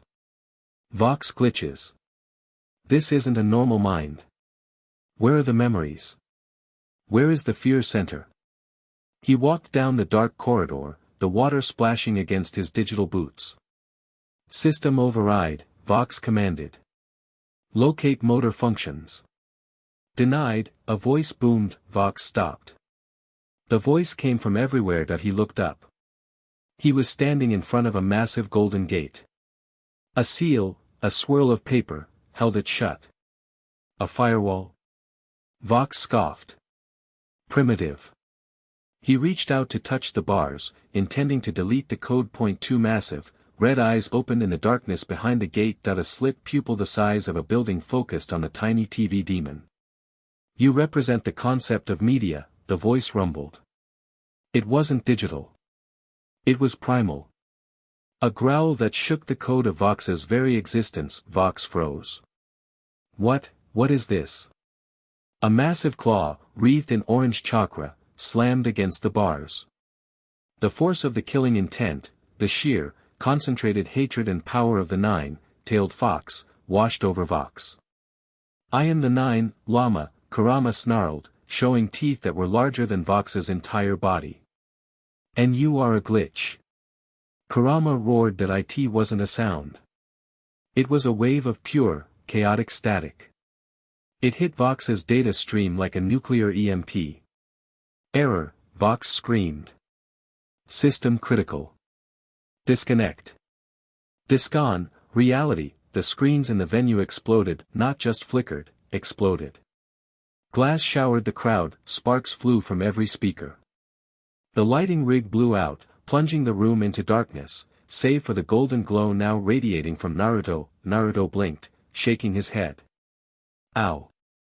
Loud. In V Tower, miles away, the entire top 10 floors went dark. Smoke poured from the server room. Vox's physical body was thrown across his office, crashing into a wall, smoke pouring from his screen face. Back on stage, Velvet stared at her phone. It was dead. The screens were dead. The music was dead. The only thing alive was Naruto. He looked at her. His eyes were briefly red, the whiskers on his cheeks more pronounced. Your friend tried to get in my head, Naruto said, stepping closer. Velvet backed up, hitting a speaker stack. She was trembling.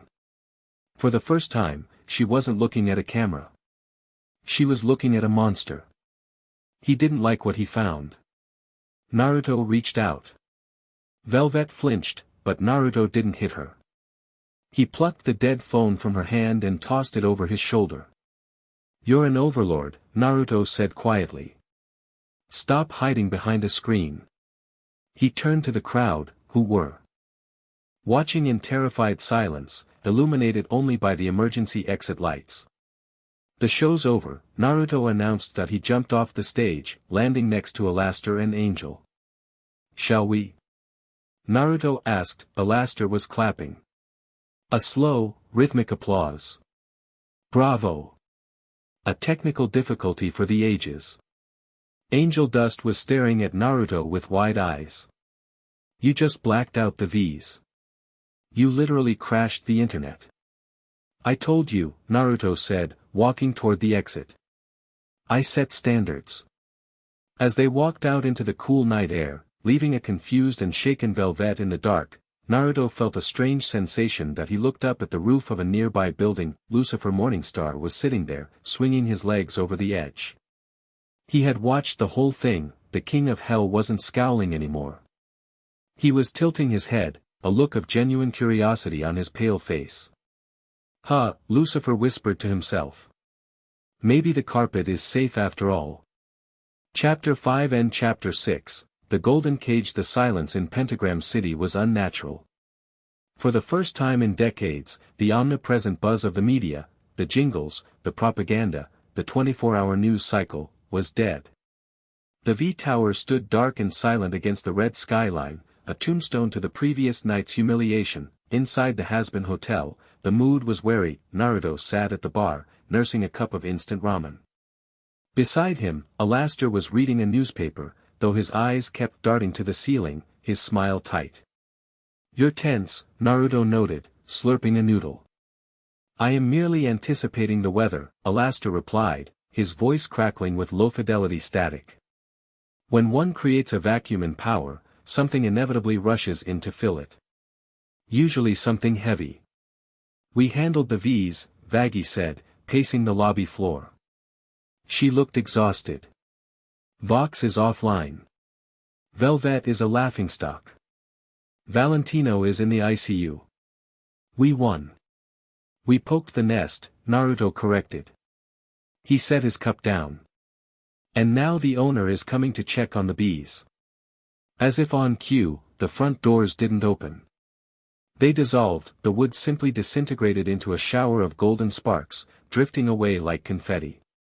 Standing in the threshold was Lucifer Morningstar, that he wasn't wearing the goofy smile he had flashed the day before.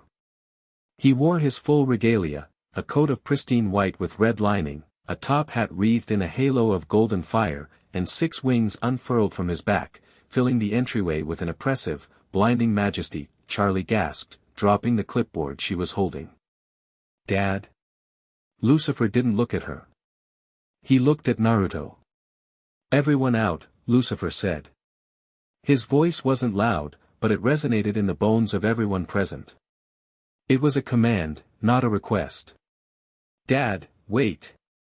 Charlie stepped forward. Naruto is, I set out, Lucifer repeated. He snapped his fingers. Space warped. Charlie, Vaggie, Angel, and even Alastor vanished instantly, teleported to the garden outside. The hotel was empty, save for the king and the fox. Naruto didn't move from his stool. He rotated it slowly to face the devil. You have a unique way of knocking, Naruto said. Lucifer walked into the lobby. The floorboards didn't creak, they seemed to hush in reverence. He stopped 10 feet from Naruto, leaning on his apple cane. You're disrupting the balance, Lucifer stated. Overlords fight. They kill each other. That's the ecosystem. I allow it because it keeps the population in check. But you're not playing the game. You're changing the rules. The rules suck, Naruto said bluntly. They are necessary. Lucifer's voice spiked, the air pressure in the room dropping. Do you think I like this pit? Do you think I want my daughter trying to save souls that are already damned? I let her play hotel because it kept her safe. It kept her busy. Lucifer's eyes glowed red, his shark-like teeth baring. But you're giving her real hope. And hope in hell is poison. It only leads to disappointment. And when she crashes, she's going to break. Naruto stood up. She's stronger than you think. And so am I. Are you? Lucifer moved, but he didn't run. He simply existed in front of Naruto, his cane swinging for Naruto's head. Naruto blocked it with his forearm. Boom, the shockwave blew the windows out of the lobby. The bar shattered. Dust rained from the ceiling. Naruto slid back 2 feet, his boots carving grooves into the floor. His arm throbbed. That wasn't physical strength. That was the weight of creation. Fast, Naruto grunted. I was the greatest of them, Lucifer whispered, his face inches from Naruto's. Do you know what that means, boy? I held the stars before they were ignited. Lucifer flicked his wrist. Gravity reversed, Naruto was flung toward the ceiling. Lucifer appeared above him, driving a heel down. Naruto crossed his arms, taking the impact. He smashed through the floorboards, through the foundation, crashing into the basement. Lucifer floated down through the hole, his wings glowing. Naruto stood up in the rubble of the wine cellar. He dusted off his jacket. His eyes changed. The blue pupil vanished, replaced by a cross, a fusion of toad sage and Kurama's slit pupil. Orange pigment appeared around his eyes. A cloak of golden chakra exploded around him, forming the six paths coat. 9 truth-seeking orbs manifested behind his back, floating in a perfect halo. Lucifer paused. He stared at the orbs. He stared at the golden light. It wasn't demonic. It wasn't exactly angelic either. It was life. Pure, unadulterated yang. What are you? Lucifer asked, his curiosity warring with his anger. I'm a guy who doesn't like being stomped on, Naruto said. Naruto vanished, yellow flashed as he appeared behind Lucifer. He didn't use a Rasengan. He used a simple, chakra-enhanced punch. Lucifer spun, catching the fist. But the kinetic force was immense. It sent the king of hell skidding backward, smashing through the wine racks.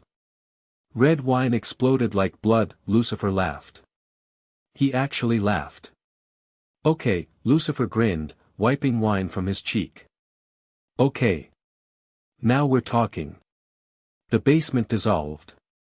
Lucifer warped reality again. They were suddenly in the sky, high above Pentagram City. The wind whipped around them. Show me. Lucifer shouted, spreading his 6 wings. He summoned pure golden fire, holy flames that burned hotter than the sun. He hurled a torrent at Naruto. Naruto didn't dodge. He extended his hand. The truth-seeking orb spun, forming a black shield. The holy fire hit the void substance and scattered, raining down on the city below like fireworks. You use light, Naruto shouted over the wind. But your light is cold. It's perfection. Lucifer retorted. He materialized a sword of pure light and dove. Naruto manifested a chakra rod. They clashed, gold against gold. The sound was a bell toll that rang across the entire pride. Ring. Every demon in the city looked up. They saw 2 stars colliding in the red sky. One was the pale, divine gold of the morning star. The other was the warm, burning orange of the sun. They traded blows at supersonic speeds. Lucifer was magic, shifting his size, turning into a snake, turning into a swarm of apples, attacking from every angle.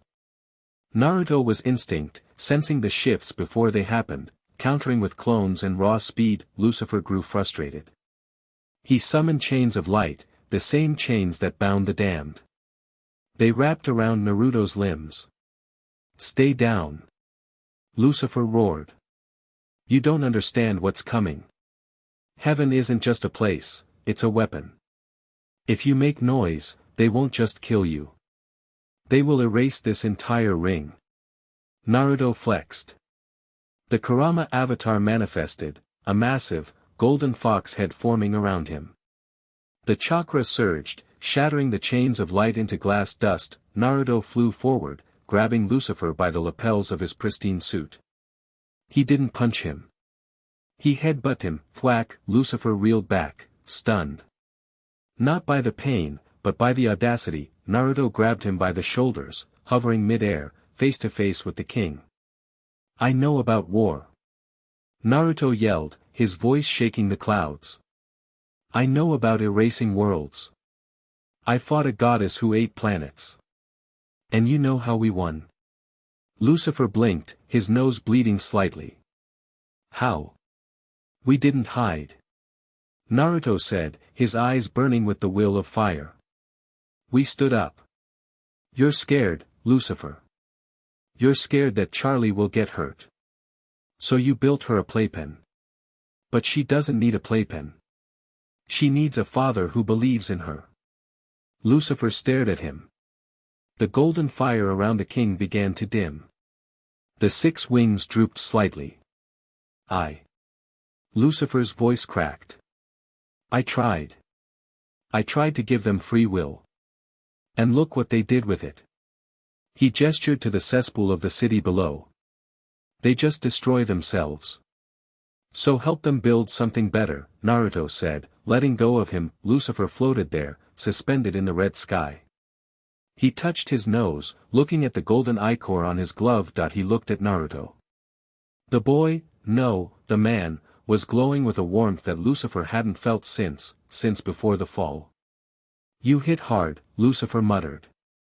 You have a hard head, Naruto replied, the chakra cloak fading. Lucifer chuckled.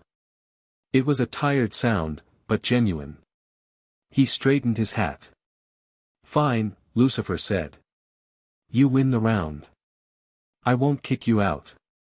Thanks, Naruto said. Now, can you fix the door?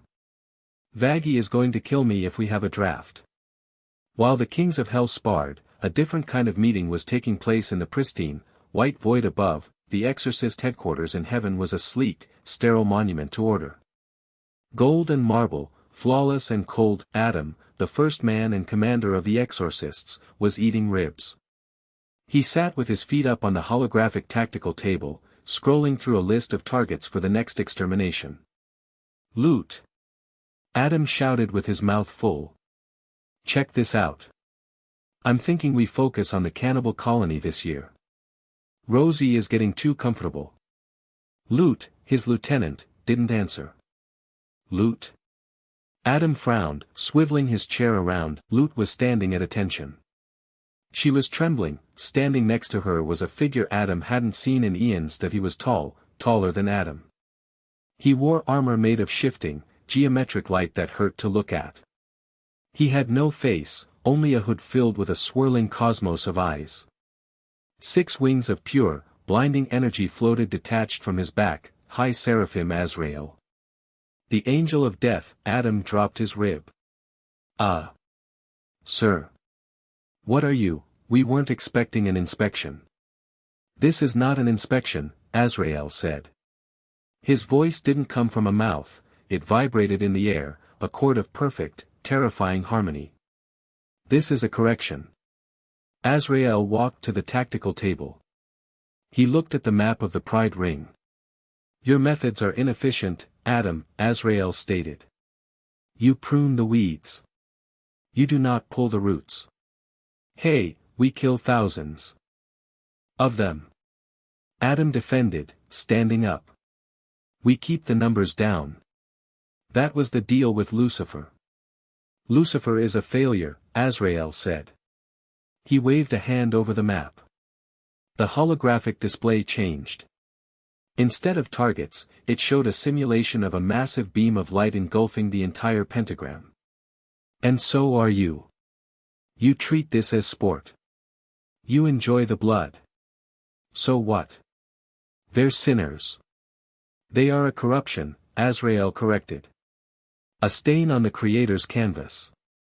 And now. Azrael zoomed in on the map, focusing on a specific energy signature. A golden signal in the middle of Pentagram City. There is a foreign contaminant, Azrael noted. Something that wields the power of the sun, yet carries the scent of a demon. It resonates with the old magic.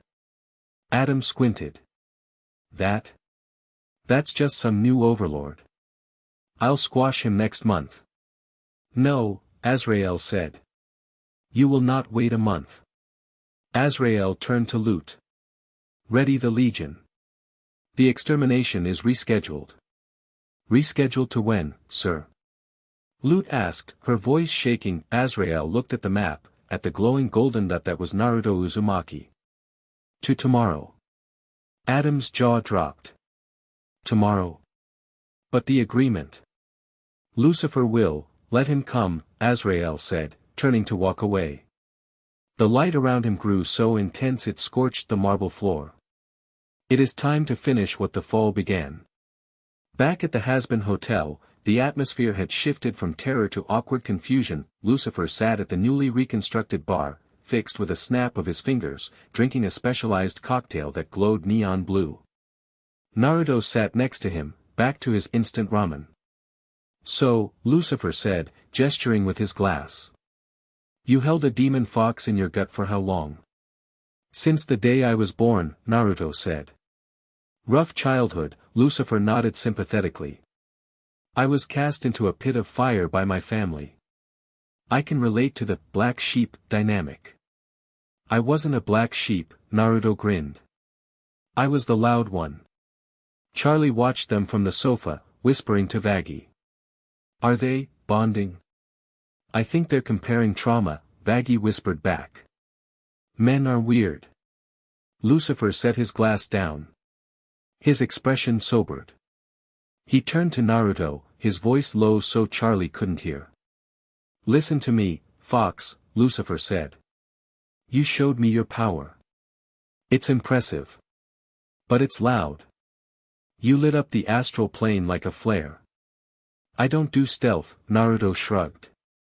"You need to learn," Lucifer warned. "Because they are watching. The exorcists are brutes, led by a frat boy named Adam. I can handle Adam. But there are things above Adam. Things that don't care about politics or treaties." "Let them come," Naruto said, echoing his sentiment from before. "You say that," Lucifer hissed. "But you don't know Azrael. He doesn't fight.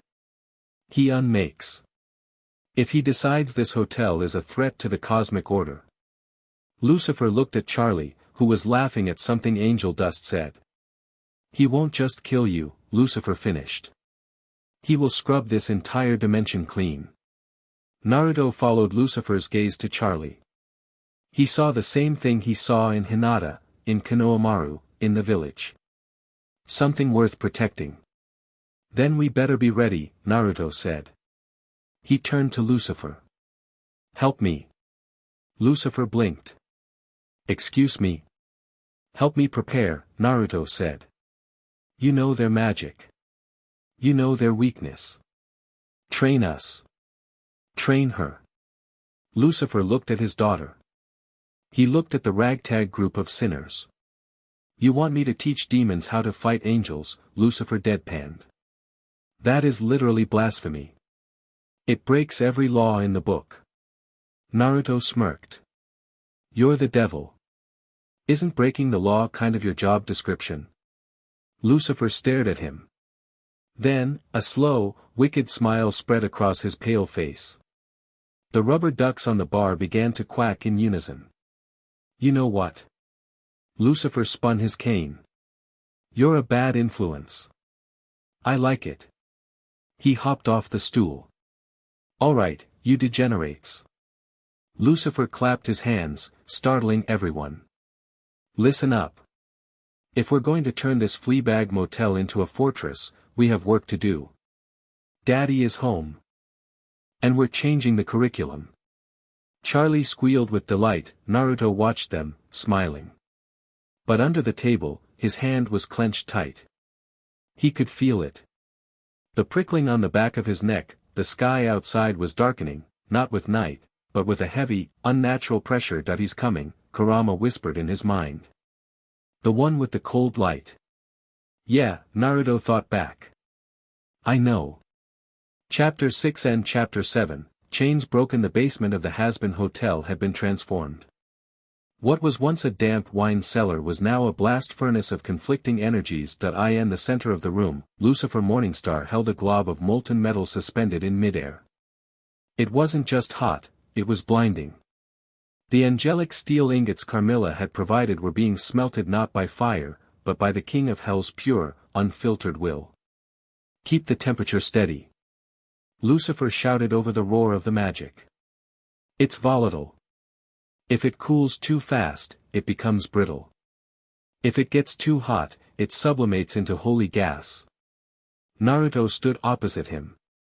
He wasn't using tongs or a hammer.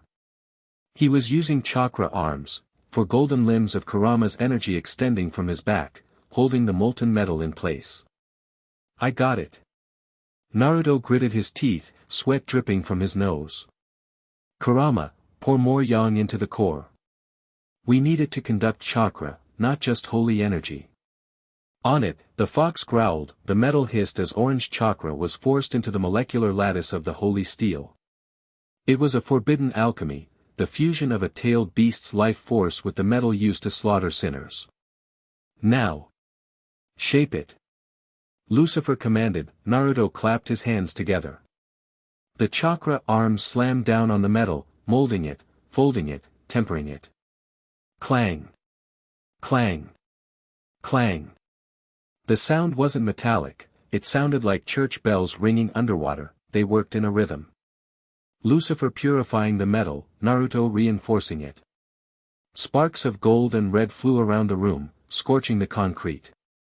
One last hit. Naruto yelled that he formed a Rasengan in his right hand, not a sphere of destruction, but a dense, spinning ball of shaping force. He slammed it into the glowing blade. His steam exploded outward. Lucifer waved a hand, clearing the air. Floating between them was the weapon. It wasn't a sword, and it wasn't a kunai. It was a heavy, single-edged trench knife, about 18 inches long. The metal was dark gray, rippling with a pattern that looked like fox fur. The edge glowed with a faint, permanent golden light. Naruto reached out and grabbed the hilt. It was warm. It hummed against his palm, syncing with his pulse. A soul cutter, Lucifer noted, looking at the blade with a mixture of pride and concern. That thing, it won't just kill. It will sever essence. It's dangerous, Naruto. Even to you. I'm not planning to shave with it, Naruto said, sheathing the blade in a leather scabbard he'd conjured. Let's go. Angel is waiting. The main lobby was quiet, but it was the silence of a held breath. Angel Dust sat in the center of the room on a chair. He was shirtless. Across his chest and neck, glowing black chains were visible beneath his fur, the metaphysical manifestation of his contract with Valentino. They pulsed with a sickly purple light, digging into his spiritual core. Charlie stood beside him, holding his hand. Vaggie was by the door, spear in hand, watching the street. Alastor leaned against the fireplace, his shadow twitching with anticipation. Naruto and Lucifer walked up from the basement. The heavy clomp of Naruto's boots made Angel flinch. Hey, Naruto said softly, crouching down in front of Angel. You ready? Angel looked at the knife on Naruto's hip. He swallowed hard. Will it hurt? Yeah, Naruto didn't lie. It's going to feel like I'm ripping a part of you out. Because I am. That contract isn't just paper, Angel. It's part of your soul. Angel's hands shook. And if it doesn't work? If he feels it. He will feel it, Naruto said. And he's going to come running. That's why we're all here. Naruto looked up at the group. Lucifer, Charlie, Alastor. You're on defense. Nothing gets in this room while I'm working. Not a drone, not a bullet, not a moth. Understood, Alastor said, his grin widening. I do love a siege. I'll keep the barrier up, Lucifer said, tapping his cane. A dome of golden energy shimmered around the hotel. Naruto turned back to Angel. Close your eyes. Focus on your breathing. Don't think about Val. Think about who you were before him. Angel closed his eyes. Tears leaked out. I don't remember. Then think about who you want to be, Charlie whispered, squeezing his hand. Naruto drew the blade. The golden light illuminated the room. Here we go. He placed the tip of the blade against the thickest chain wrapped around Angel's heart. Shing, Naruto pushed at I and the penthouse of V Tower. Valentino screamed that it wasn't a normal scream. It was a psychic shriek that shattered every window in the room. He fell off his velvet couch, clutching his chest. My TOY, he howled, purple blood leaking from his mouth. He's touching my toy. Vox, who was currently being repaired by a team of engineers after his mental breakdown, looked up from his diagnostic chair. What? What is it? The fox. Valentino scrambled up. His eyes were entirely red, no pupils, just blind rage. His body began to swell, his suit tearing as massive, moth-like limbs burst forth. He's cutting the contract. He's stealing Angel. Stop. Vox yelled. We're not ready. My systems are still rebooting. We can't fight him yet. I don't care. Valentino roared. He grew larger, his wings spanning 20 feet, knocking over furniture. I want my property back. He smashed through the glass wall of the penthouse, diving into the night sky like a kaiju, screeching toward the hotel. Behind him, hundreds of enslaved demons, his studio enforcers, pimps, and thugs, followed, a swarm of angry wasps. Contact. Vaggie yelled. 12 o'clock. Hi. The sky above the hotel darkened as Valentino's swarm descended. Let's make some noise. Lucifer laughed. He pointed his cane at the window. Rubber duck turret mode, engage. Dozens of rubber ducks materialized on the balcony. Their beaks opened, revealing mini Gatling guns. They opened fire. Quack quack quack quack, golden bullets shredded the first wave of thugs. How dignified, Alastair muttered. He snapped his fingers, giant tentacles of shadow erupted from the ground outside, snatching demons out of the air and crushing them. Alastair hummed a jazz tune as he conducted the slaughter like an orchestra. Inside the circle, Naruto didn't look up. He was sweating profusely, the chain was tough. It was fighting back. The purple energy hissed, trying to corrode the angelic steel. Hold him down. Naruto. Shouted. Angel was thrashing. It burns. Stop. Please stop. Don't let go, Charlie. Charlie hugged Angel tight, her own demonic form flaring, horns growing, eyes turning red. She poured her own power into him, stabilizing his soul. I've got you, Angel. I've got you. Crash, the roof of the lobby buckled. Valentino landed on the dome Lucifer had created. He was massive, easily 30 feet tall now, a grotesque monster of fluff, chitin, and rage. He pounded on the golden barrier with 4 massive fists. Open up. Valentino's voice was a deafening buzz. Give him to me. The barrier cracked. He's strong, Lucifer grunted, straining to hold the shield. He's drawing power from every soul he owns. It's a collective consciousness attack. I need a minute. Naruto gritted out. He pressed harder on the blade. The chain was halfway cut. You don't have a minute. Vaggie yelled, spearing an intruder who had managed to slip through a window. Alastair. Lucifer shouted. Can you distract him? I can certainly try to annoy him, Alastair replied. The radio demon dissolved into shadow. He reappeared on the roof, inside the barrier, looking up at the giant moth. Valentino. Alastair projected, his voice booming. You're looking rather bloated today. Have you tried cutting back on the desperate insecurity? Valentino shrieked and breathed a torrent of red smoke at the barrier. The acid ate through Lucifer's gold, the barrier shattered, glass and debris rained down. Valentino dropped into the lobby, his massive bulk crushing the reception desk. Naruto. Charlie screamed, shielding Angel with her body. Naruto didn't turn around. He couldn't. If he stopped now, the feedback would shatter Angel's soul.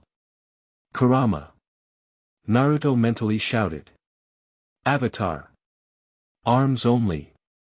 2 massive, golden chakra arms erupted from Naruto's back. They didn't grab the weapon. They flew upward and caught Valentino's descending fists. The impact shook the foundation. Naruto's boots cracked the floor. He was holding up a 30-foot monster while performing microscopic spiritual surgery. You. Valentino hissed, leaning his weight down. Saliva dripped from his mandibles. You thief. Almost. Naruto whispered, ignoring the strain on his spine, the blade glowed white-hot. Done. Naruto slashed upward. Snap, the sound was like a whip crack that echoed across the astral plane, the purple chains around Angel Dust shattered. They dissolved into dust. Angel gasped, his eyes flying open. For the first time, his pupils weren't hazy. They were bright. Clear that he was free. The backlash hit Valentino like a physical blow. The link was severed. He reeled back, clutching his chest, shrinking slightly as the power of Angel's soul, a massive source of his strength, was ripped away. No. Valentino screamed. No. You can't. Naruto stood up. He sheathed the knife. He turned around, the golden chakra arms retracted. Naruto looked at the Moth Overlord. Get him out of here, Naruto told Charlie. But, G.O. Charlie grabbed Angel and Vaggie, dragging them toward the kitchen exit. Naruto stood alone in the ruins of the lobby with Valentino. Valentino looked at Naruto. Fear was gone, replaced by the hollowness of loss, which quickly filled with murderous insanity. You took him, Valentino whispered. He drew all 4 of his guns, gold-plated hand cannons. I'll kill you. I'll kill you and I'll drag his soul out of the wreckage. You're not dragging anyone anywhere. Naruto said that he raised his right hand, wind style, Raisin Shuriken, but he didn't stop there. Carmilla gave me enough steel for a knife, Naruto muttered. But I have a lot of chakra. He reached into his pouch and pulled out a handful of metal shavings, the filings left over from the forging process, that he threw them into the spinning vortex of the Raisin Shuriken. The wind blades caught the angelic steel dust. The jutsu changed color. It went from white-blue to a terrifying, shimmering silver. It was a shuriken made of 1,000,000 microscopic blades of soul-killing metal. What is that? Valentino stepped back, his wings buzzing erratically. Redemption, Naruto said that he threw it. Valentino tried to fly. He launched himself toward the hole in the roof. The silver Raisin Shuriken expanded. It didn't just cut, it screamed. It caught Valentino in midair. There was no explosion. No fire, just a sphere of silence as the wind and steel disassembled the Overlord of Lust. His wings disintegrated. His armor turned to dust. His flesh was scrubbed from existence. Valentino didn't even have time to scream. In a flash of silver light, he was gone. Not just dead, erased. His soul energy was scattered into the ether, never to reform. The jutsu dissipated, leaving a perfect, spherical hole in the roof and the sky above it. Silence returned to the lobby. Alastair materialized from the shadows, brushing dust off his suit. He looked at the empty space where Valentino had been. His permanent smile faltered for a fraction of a second. Well, Alastair said, his voice quiet. That opens up a vacancy in the V's. Lucifer lowered his cane, the glow fading. He looked at Naruto with a serious expression. You killed an Overlord. Permanently. The balance is gone, Naruto. The power vacuum is going to suck this whole city into a war. Naruto slumped against a broken pillar, wiping sweat from his forehead. He looked tired. Let them fight over the scraps, Naruto said. The kitchen door opened. Angel Dust walked back in. He looked different. He stood taller. The heavy makeup was smudged, revealing the scars, but he didn't care. He looked at the hole in the roof. Then at Naruto. Is he? He's gone, Angel, Naruto said. For good. Angel walked over to Naruto. He didn't make a joke. He didn't flirt. He hugged him. It was a desperate, crushing hug. Thank you, Angel sobbed into Naruto's jacket. Thank you. Naruto patted his back awkwardly. Don't mention it. Outside, the red sky began to change. The clouds parted. A beam of pure, white light struck the center of the pentagram, miles away. It wasn't an attack. It was a clock. A holographic countdown appeared in the sky, visible to everyone in hell. Extermination imminent. T-minus 12 hours, the celebration died instantly. Lucifer looked at the sky. His face went pale. Azrael, Lucifer whispered. He moved the timeline. Naruto looked up at the countdown. He felt the cold, sterile chakra radiating from the beam. 12 hours, Naruto said, his eyes hardening.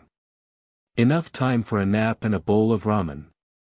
He looked at his team, Charlie, Baggy, Angel, Alaster, Lucifer.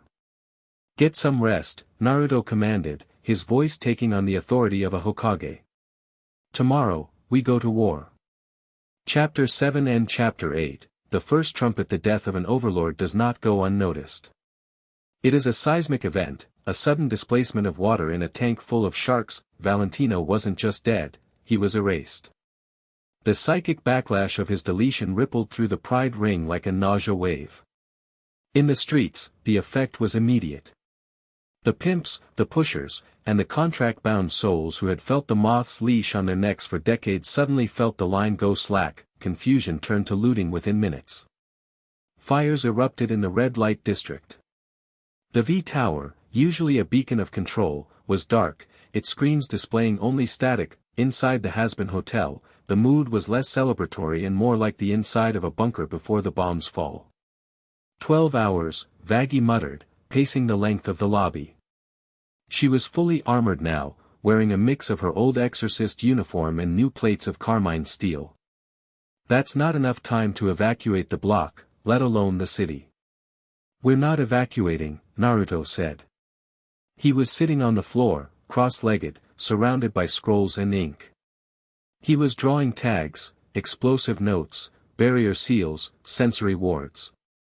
If we run, they hunt us down in the open. We make them come to us. We turn this place into a kill box. A kill box? Charlie asked, her voice trembling slightly. She was holding a crate of angelic weapons Carmilla had rushed delivered. Naruto, these are angels. We're talking about war with heaven. They aren't acting like angels, Lucifer said from the bar. He was polishing his cane, his expression grim. Azrael moving the timeline isn't standard protocol. It's a purge. He doesn't want a fight, he wants a clean slate. The front door opened. Carmilla Carmine walked in, followed by her daughters carrying heavy cases. She looked impeccable, even on the brink of apocalypse, though her eyes were tight with tension. The streets are in anarchy, Carmilla announced, setting a case of rifles on the table. With Valentino gone, the lower overlords are tearing each other apart for his territory. They're ignoring the countdown. Fools, Alaster purred from the shadows. He materialized near the fireplace, his antlers fully grown, giving him a jagged, feral silhouette. Let them eat each other. It saves us the ammunition. We need every body we can get, Naruto countered, standing up. He slapped a seal onto the doorframe. It hissed, glowing blue. Alaster, I need you to broadcast. Not to scare them. To rally them. Alaster tilted his head. Rally? You want me to invite the riffraff to tea? I want you to tell them that the V's are broken, Naruto said. Tell them the extermination is coming early. And tell them the only place that stands a chance is the Hazbin Hotel. Tell them the devil is here. Tell them the fox is here. Alaster's smile widened, tearing at the corners of his face. Oh, I can do that. I do enjoy a good monologue. He snapped his fingers. A microphone appeared in his hand. The shadows in the room deepened. Across Pentagram City, radios crackled to life. Dead screens flickered. The static wail of the radio demon overrode every signal, every frequency. Testing, testing. Is this thing on? In the burning ruins of the porn studios, looters stopped. In the cannibal colony, Rosie looked up from her tea. In the bunkers of the doomsday preppers, ears perked up. My fellow sinners. Lowlifes. Dregs of the pit. Alastair's voice was a vaudeville melody wrapped in barbed wire. You may have noticed the sky turning a rather sickly shade of gold. You may have noticed that Valentino the Moth has been, permanently retired. A collective gasp went through the city. The exorcists are coming for an early harvest. But why die alone in a gutter? Why let them clip your wings without a fight? The king of hell awaits at the Hazbin Hotel. Come. Stand behind the fox who ate an overlord. Or stay and perish. The choice, as always, is yours. But do hurry, the clock is ticking. The response was not immediate, but it was steady. First came the cannibals. Rosie marched them down the street in perfect formation, a legion of Edwardian nightmares with sharp teeth and impeccable manners. Alastair, darling. Rosie called out as she entered the courtyard. We simply couldn't miss the show. Plus, I hear Fresh Angel is on the menu. Then came the independents. Cherry Bomb arrived, loaded with explosives. Zestial, the ancient spider overlord, drifted in like a green fog, silent and terrifying.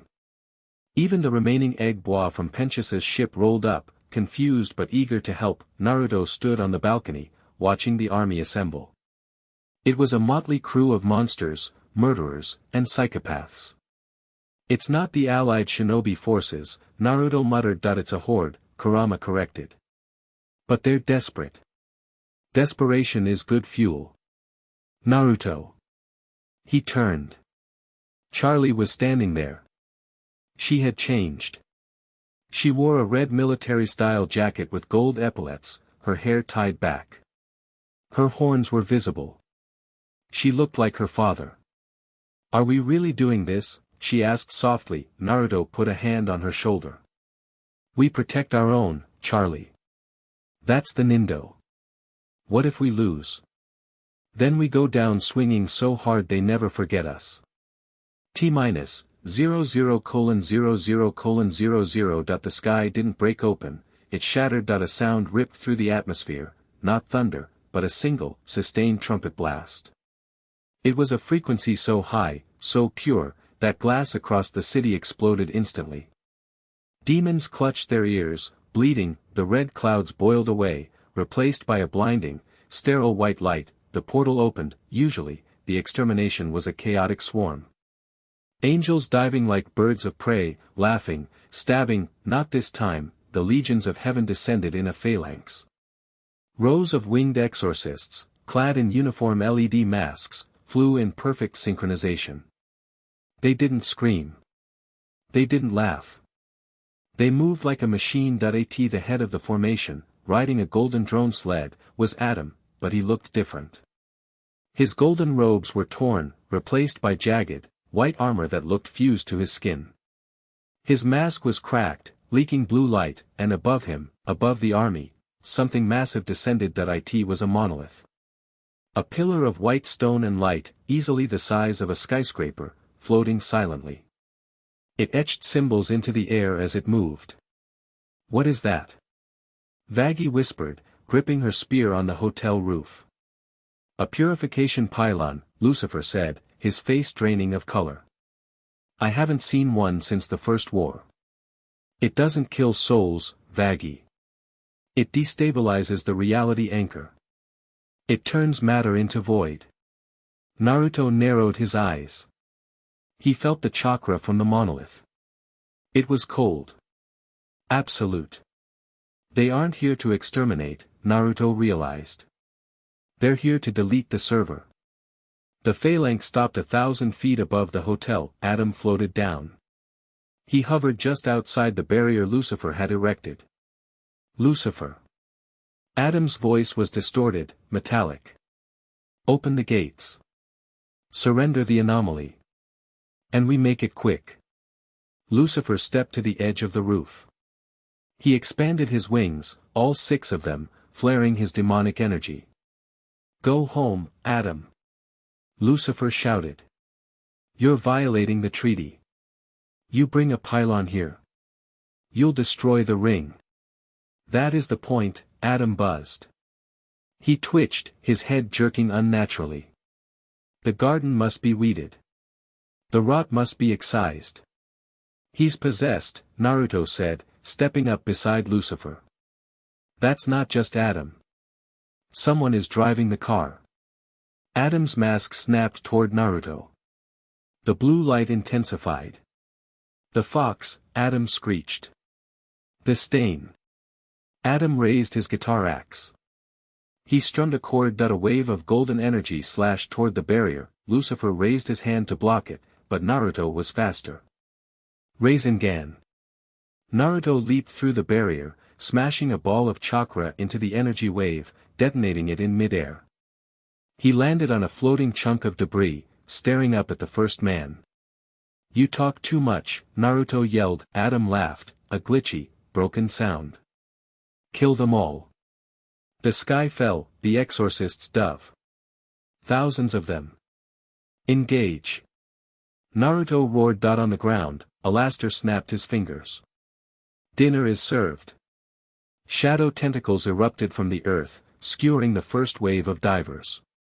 The cannibals leaped from the rooftops, tearing into wings and halos with reckless abandon. Carmilla's daughters, manning heavy anti-air turrets on the hotel balconies, opened fire.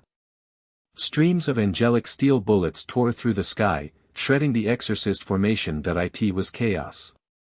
But it was controlled chaos. Naruto was everywhere. Multi-shadow clone jutsu. 500 Narutos appeared in the air, forming a living wall. They engaged the exorcists in hand-to-hand combat. Rasengans flashed like strobes. The real Naruto stayed on the roof, coordinating. Vaggie. Left flank.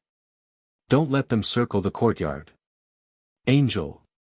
Cover fire on the east wall. Vaggie dove off the roof, her wings snapping open. She intercepted a group of exorcists trying to flank the cannibals. She fought with the fluidity Naruto had taught her, using their momentum against them, her spear a blur of death. Angel Dust was on the balcony, wielding 4 Tommy guns loaded with Carmine's ammo. Come get some, you fried chicken-looking freaks. The first 10 minutes were a stalemate. The demons were holding the line, but then the pylon activated, the massive monolith began to hum.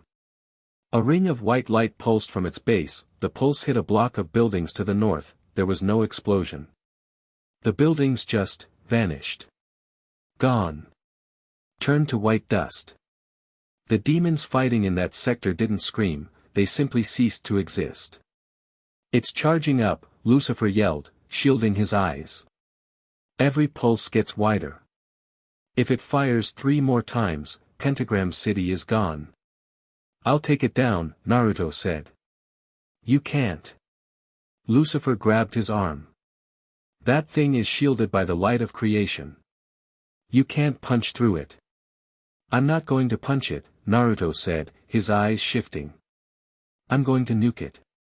Naruto looked at Kurama. Bijou Dama, too messy, Kurama warned. You'll take out half your own army.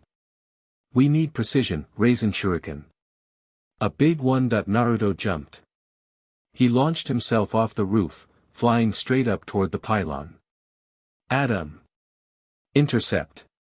The voice of Azrael boomed from the clouds. Adam, who had been fighting Alastor, broke off. He rocketed upward, slamming into Naruto midair. They crashed into the side of a skyscraper, shattering the glass facade. Adam pinned Naruto against the steel girders. His strength was immense, enhanced by whatever divine puppet mastery Azrael was using. You die here, Adam growled, pressing his face close to Naruto's. Dirty. Animal. Naruto struggled, holding Adam's wrists. You're a sad little man, Adam. Hiding behind Daddy's skirt. Naruto headbutted him. Adam reeled back. Naruto spun, planting his feet on the girder. Frog Kumite. He punched the air. The shockwave hit Adam in the chest, bypassing his armor and rattling his internal organs. Adam coughed gold blood. Naruto kicked off the building, resuming his climb toward the pylon, but the pylon defended itself. Hatches opened on the monolith. Drones, sleek, white spheres, swarmed out. They fired lasers that disintegrated matter on contact. Naruto wove through the fire. He was a streak of orange lightning. Shadow clone. 3 clones appeared. They grabbed the real Naruto and threw him, a human railgun, past the drone screen. Naruto reached the surface of the pylon. He slapped his hand against the cold white stone. Let's see how tough you are. He began to channel chakra. Not just wind. Lava release. Sage art, lava-style raisin shuriken. The spinning blade of chakra wasn't wind, it was molten rock and fire. He slammed it into the pylon, the heat was intense. The white stone hissed, cracking. The pylon groaned, tilting in the sky. He is damaging the anchor, Azrael's voice echoed, sounding genuinely annoyed for the first time. The clouds parted further, and then, he descended, high seraphim Azrael that he didn't fly, gravity seemed to bend around him to accommodate his presence. He was a figure of geometric light, 6 wings spanning the horizon. He held a sword that was not metal, but a tear in space itself. He looked at Naruto clinging to the pylon. Insect, Azrael whispered. Azrael pointed a finger. A beam of light, thin as a needle, fired. It moved at the speed of light. Naruto's sensory danger bells screamed, but he couldn't dodge. The beam pierced Naruto's right shoulder. It didn't just burn, it erased. Naruto screamed as his entire right arm, from the shoulder down, simply vanished into nothingness. He fell, plummeting from the sky, bleeding golden chakra. Naruto! Charlie screamed from the ground. Lucifer launched himself upward, catching Naruto mid-air before he hit the pavement. They landed hard in the courtyard. Naruto rolled over, clutching the stump of his shoulder. It wasn't bleeding blood, it was bleeding smoke. The wound was cauterized by erasure. He took my arm, Naruto gasped, teeth gritted. He used pure light, Lucifer said, his hands glowing as he tried to heal it. It stops regeneration. Naruto, you can't fight him. He's a Seraphim commander. He's in a different weight class. Naruto looked up. Azrael was descending slowly toward the hotel. The pylon was damaged, smoking, but still active. Adam was recovering, hovering by his master's side. The exorcist army rallied, sensing victory. The demons on the ground were wavering. They saw the fox fall. Is that it? Vox's voice laughed from a reactivated drone nearby. Is that your hero? A one-armed cripple. Naruto stood up. He stumbled, but he stood. He looked at his missing arm. Then he looked at Azrael. Kurama, Naruto whispered. We need to go all out. You're missing an arm, kid. And your chakra is destabilizing. I have another arm, Naruto said. I have yours. Naruto closed his eyes. The air in the courtyard began to heat up. The stones began to float, red bubbles of chakra began to leak from Naruto's skin. 1 tail. 4 tails. 6 tails, but he didn't turn into a beast. He compressed it. He opened his eyes. They were the eyes of the sage. Golden chakra exploded outward, taking the shape of a massive, translucent fox. But this time, the avatar condensed. It wrapped around Naruto like armor. Where his right arm was missing, a limb of pure, solid golden energy manifested. It flexed, the fingers sharp as razors. Naruto looked up at Azrael. Hey! Glow stick! Naruto shouted. Azrael paused. Naruto pointed his new, chakra-forged finger at the seraphim. You owe me an arm. I'm going to take yours. Azrael tilted his faceless head. Your persistence is illogical. That's humanity, Naruto grinned, though blood ran down his chin. Charge! The battle reignited. But this time, the despair was gone. The demons saw the fox standing tall, wreathed in the power of a god, challenging the heavens that if he could stand, they could fight. Alaster laughed, a terrifying, distorted screech. How entertaining. The second act is always the bloodiest. The radio demon grew to massive size, grappling with Adam in the sky. Naruto crouched. Baryon mode is too risky, Kurama warned. But we can use Ashura mode. Let's show them. Naruto said. He launched himself back into the sky, a golden comet rising to meet the falling star. Chapter 8 and Chapter 9, the God of Absolute Order. The sky above Pentagram City was no longer a sky. It was a kaleidoscope of violence. Naruto Uzumaki collided with High Seraphim Azrael, and the impact didn't make a sound. It was too loud for sound. It was a vacuum of pressure that sucked the air out of a 3-mile radius, shattering windows from the Pride Ring down to the Wrath Ring. Naruto was a comet of golden fire. His missing right arm was replaced by a limb of concentrated Kurama chakra, a translucent, roaring claw that dripped liquid energy. He moved at speeds that turned him into a smear of light, hammering against the Seraphim's defenses. Azrael didn't move. He drifted. Every punch Naruto threw, blows that could shatter mountains, stopped inches from Azrael's face. A geometric barrier, a honeycomb of hard-light hexagons, absorbed the kinetic energy, rippling like water. Inefficient. Azrael's voice vibrated in Naruto's skull. Azrael flicked a finger, space folded. The air around Naruto solidified into a cube of crushing gravity. Naruto gasped as his ribs creaked, the golden avatar around him groaning under the pressure of a collapsing star. "You fight with emotion," Azrael stated, drifting closer. His face was still a void of swirling eyes beneath the hood. "Emotion is variable. Variables are flaws. Variables." Naruto gritted his teeth, his chakra flaring. He forced his arms outward, pushing against the crushing gravity. "Change the outcome." Roar! Naruto unleashed a tailed beast shockwave, not a bomb, but a pure, omnidirectional scream of power. The sound barrier shattered. The gravity cube fractured and exploded. Naruto burst free, spinning in the air. He formed a Rasengan in his chakra hand, but he infused it with magnet release, turning it into a sealing hex that he slammed it into Azrael's chest. Sage Art, Magnet-Style Rasengan. The sphere connected. The curse mark spread across Azrael's chest, trying to bind his movements. Azrael looked down at the ink spreading on his robes. He brushed it off like dust. The ink disintegrated into light. "You try to impose rules on the one who wrote them," Azrael said. That he drew his sword, the blade that was a tear in reality. He swung. That it wasn't a cut. It was a deletion. Naruto's danger sense screamed.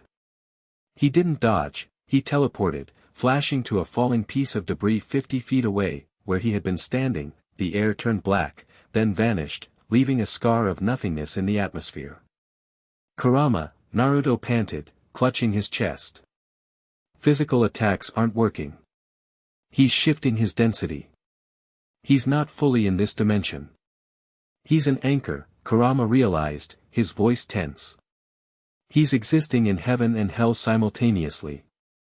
Unless we break his connection to the source, he has infinite mana and invulnerability." "The halo," Naruto said, looking at the ring of blinding light hovering above Azrael's hood. "That's the receiver." Below them, the ground war was a meat grinder. The exorcists, emboldened by their master's presence, were pushing hard. The cannibals were dying. The Carmine drones were running out of ammo. Alastor was fighting a losing battle. He was massive, a Wendigo nightmare of shadow and bone, grappling with Adam. But Adam was relentless. The first man, powered by Azrael's proxy control, was faster, stronger, and utterly devoid of his usual arrogance. He was a machine.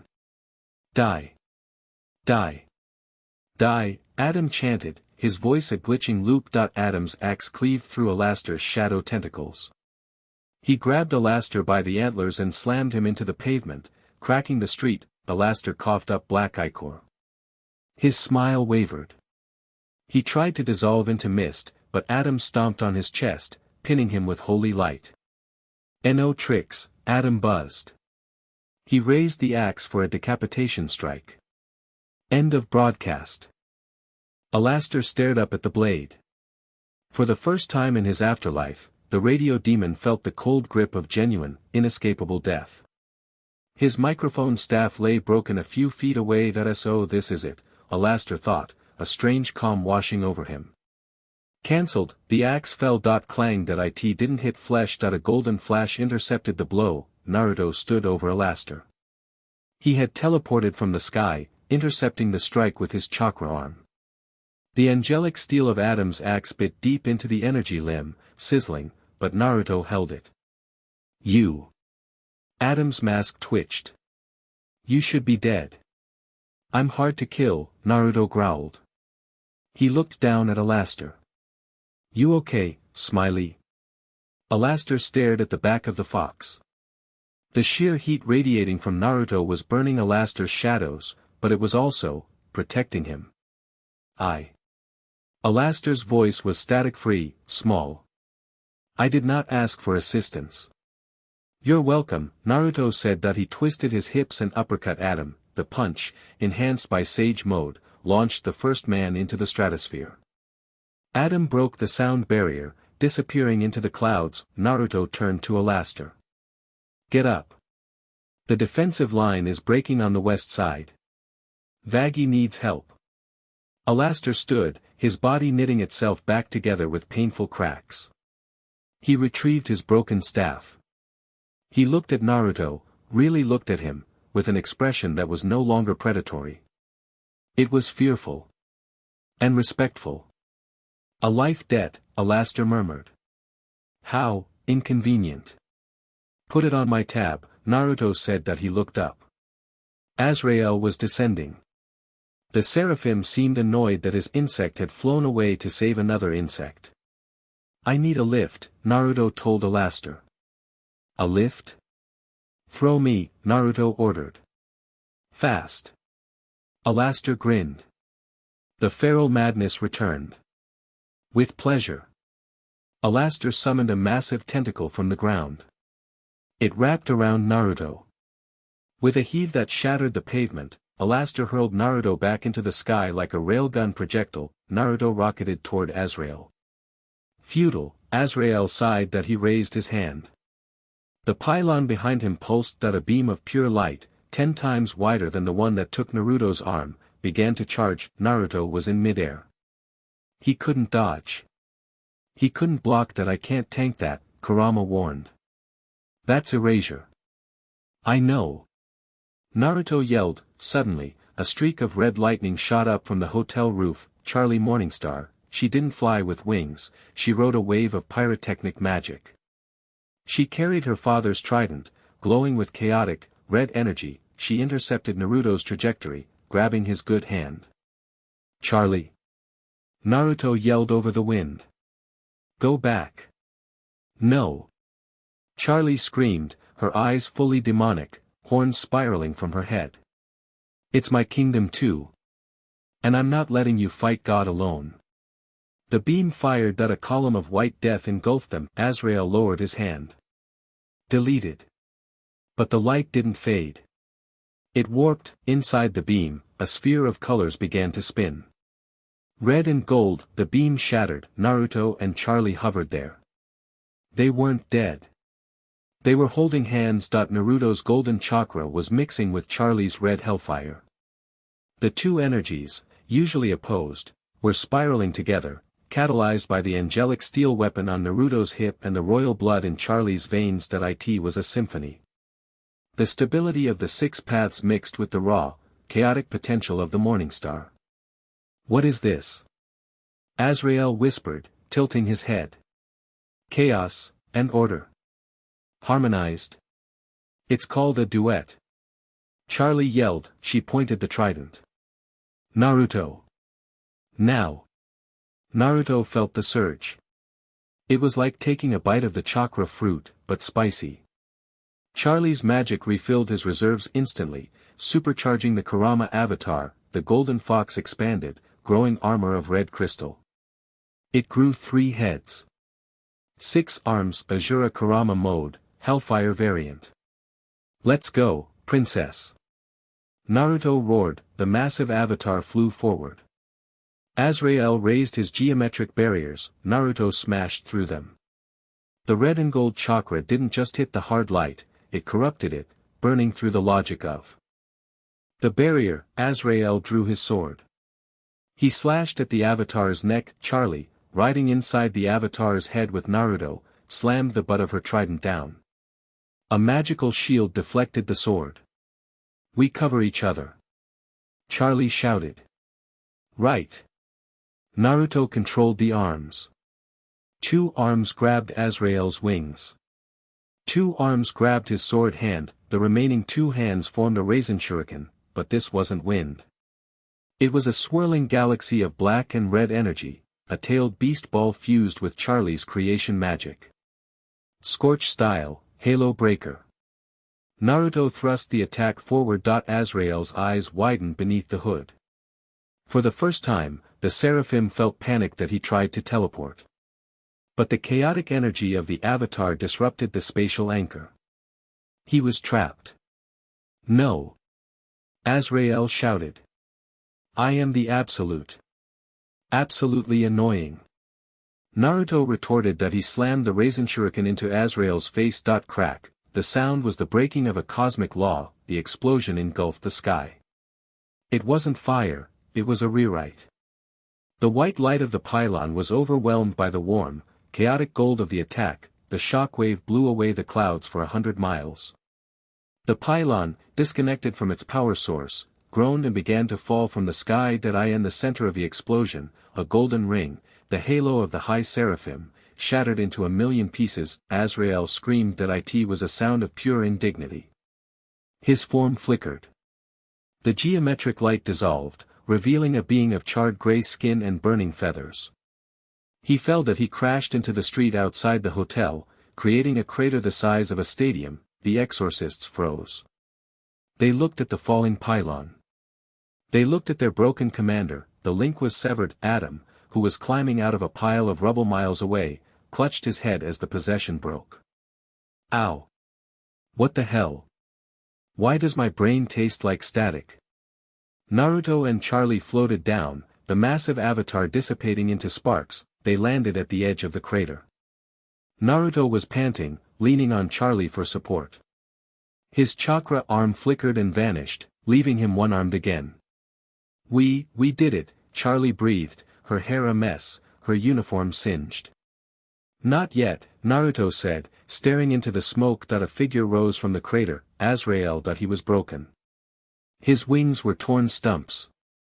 His armor was gone. His hood had burned away, revealing a face that was strikingly beautiful, yet twisted with hatred. He held a broken shard of his sword. You! Azrael rasped. He pointed the shard at Naruto. You have corrupted the design.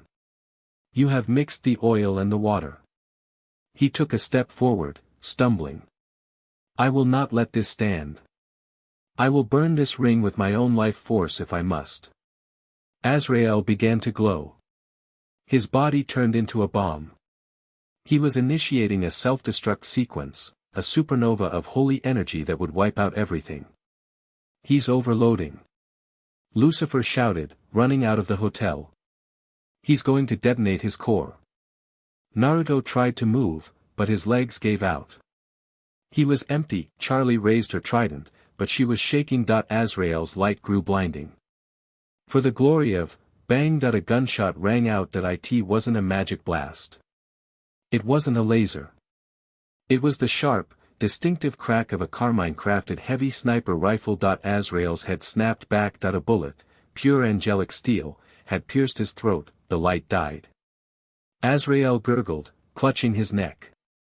He looked up, confused. On the balcony of the Hazbin Hotel, Carmilla Carmine lowered the smoking rifle. Beside her, Vaggie held the spotting scope. Target neutralized, Carmilla said coldly. Azrael fell to his knees. He looked at Naruto one last time.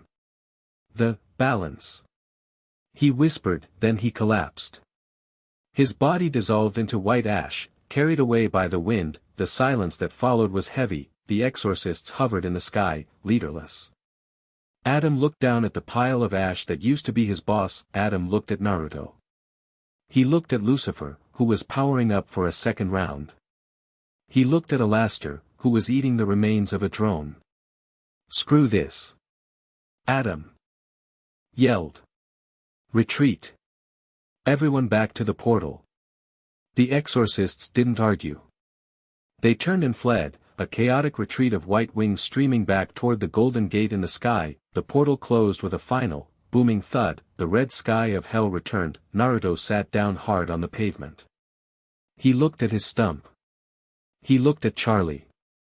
Good duet, he wheezed. Charlie dropped her trident and hugged him, sobbing. You idiot. You absolute idiot. I try. Naruto smiled weakly. Around them, the demons began to cheer. It started as a murmur, then a roar. The cannibals, the sinners, the freaks, they were alive. They looked at the crater. They looked at the hotel, and they looked at the fox. Lucifer walked over, offering a hand to pull Naruto up. Well, Lucifer said, looking at the destruction. I think you voided the warranty on my city. Bill me, Naruto said. I will, Lucifer grinned. But first. I think you need a doctor. And a drink. Naruto looked at the horizon. The pylon lay in ruins. The V's were broken. Heaven had bled, the fox of the ninth circle had arrived. And hell would never be the same. Chapter 9. And here is the final chapter, Chapter 10, the throne of ash and gold pain was familiar. It was an old friend that Naruto had spent a lifetime getting to know. But the sensation of absence was new. Naruto woke up in a bed that was too soft, smelling of lavender and antiseptic. He tried to sit up, instinctively pushing off the mattress with both hands that he fell to his right. There was no hand to catch him. Just the empty air where his shoulder ended and the rest of the world began. Easy, hero, a smooth voice admonished. Naruto blinked, his vision clearing. He was in one of the hotel's suites, repurposed into a makeshift infirmary. The walls were reinforced with steel plates, and medical monitors hummed with a mix of magic and technology. Carmilla Carmine sat in a chair next to the bed. She wasn't wearing her usual combat dress, she wore a simple silk blouse, her hair down. She looked tired, but her eyes were sharp as she watched him. You've been out for 3 days, Carmilla said, closing the book she was reading. 3 days? Naruto rubbed his face with his left hand. Man. I missed Taco Tuesday. You missed a lot more than that, Carmilla said, standing up. She walked to the window and pulled back the heavy curtain. Naruto looked out. The city was quiet, not the eerie silence of fear, but the bustling, industrious silence of reconstruction. The pylon's wreckage had been cleared. The crater in the street was being filled by construction crews made up of sinners, cannibals, and former V employees working side by side. There were no turf wars. No explosions. What happened? Naruto asked. You won, Carmilla said, turning back to him. Azrael is dead. The exorcists retreated. And the V's, well, without leadership, their empire collapsed overnight. Vox is in hiding. Velvet fled to the Ring of Envy. She walked to the bedside, her expression softening. She reached out, her cool fingers grazing the bandages on his stump. Pure light, she whispered. It erases the blueprint of the soul. Lucifer tried to heal it, but there was nothing to heal. The limb simply ceased to be. Naruto looked at the bandages. He didn't feel anger. He felt lighter.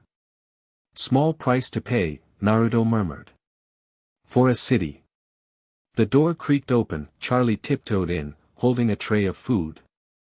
Vaggie was right behind her, carrying a fresh stack of towels. When they saw he was awake, the stealth went out the window. Naruto. Charlie nearly dropped the tray on a side table before rushing to the bed. She hesitated, looking at his injury, afraid to hurt him. Naruto smiled and opened his left arm. Come here, princess. She hugged him. It was gentle, trembling. Vaggie joined in, wrapping her arms around Charlie and Naruto, burying her face in his shoulder. You scared us, Vaggie mumbled. You reckless, suicidal idiot. I had backup, Naruto said, squeezing them. He looked at Carmilla. I had a sniper. Carmilla offered a rare, small smile. I merely cleaned up the mess. So, Naruto said, extricating himself gently. What's the situation? Is heaven coming back? Not anytime soon, a new voice answered. Lucifer leaned against the doorframe. He looked exhausted, his suit rumpled, but he was spinning his cane with a relaxed rhythm. I had a chat with the Seraphim Council, Lucifer said, walking in. Via a very angry letter attached to a brick thrown through the portal. They didn't know Azrael was going rogue. Apparently, trying to delete a dimension is a violation of cosmic protocol. Who knew? So we're safe? Charlie asked hopefully. We're in a ceasefire, Lucifer corrected. They're terrified, Charlie. They saw a demon and a human combine powers to kill a high seraphim. We aren't just sinners anymore. We're a superpower. Lucifer looked at Naruto. And you're the nuclear deterrent. Naruto sighed. I just wanted to run a hotel. Speaking of which, Lucifer clapped his hands. We have a gift. Since you can't exactly weave hand signs with one hand, which, by the way, is a very inefficient magic system, we made an upgrade. Lucifer gestured to Carmilla. She reached under the bed and pulled out a metal case. It was heavy, stamped with the Carmine crest and the Morningstar seal. She opened it. Naruto's eyes widened. Lying on the velvet lining was an arm. But it wasn't just metal. It was a masterpiece. It was crafted from black angelic steel, articulated with perfect anatomical precision. The joints glowed with a faint, pulsing red light, Charlie's magic. Etched into the metal were golden whirlpool spirals, Uzumaki sealing scripts. Angelic steel skeleton, Carmilla explained, running her hand over the cold metal. Immune to magic. Indestructible. Powered by a perpetual motion core derived from pure hellfire, Lucifer added proudly.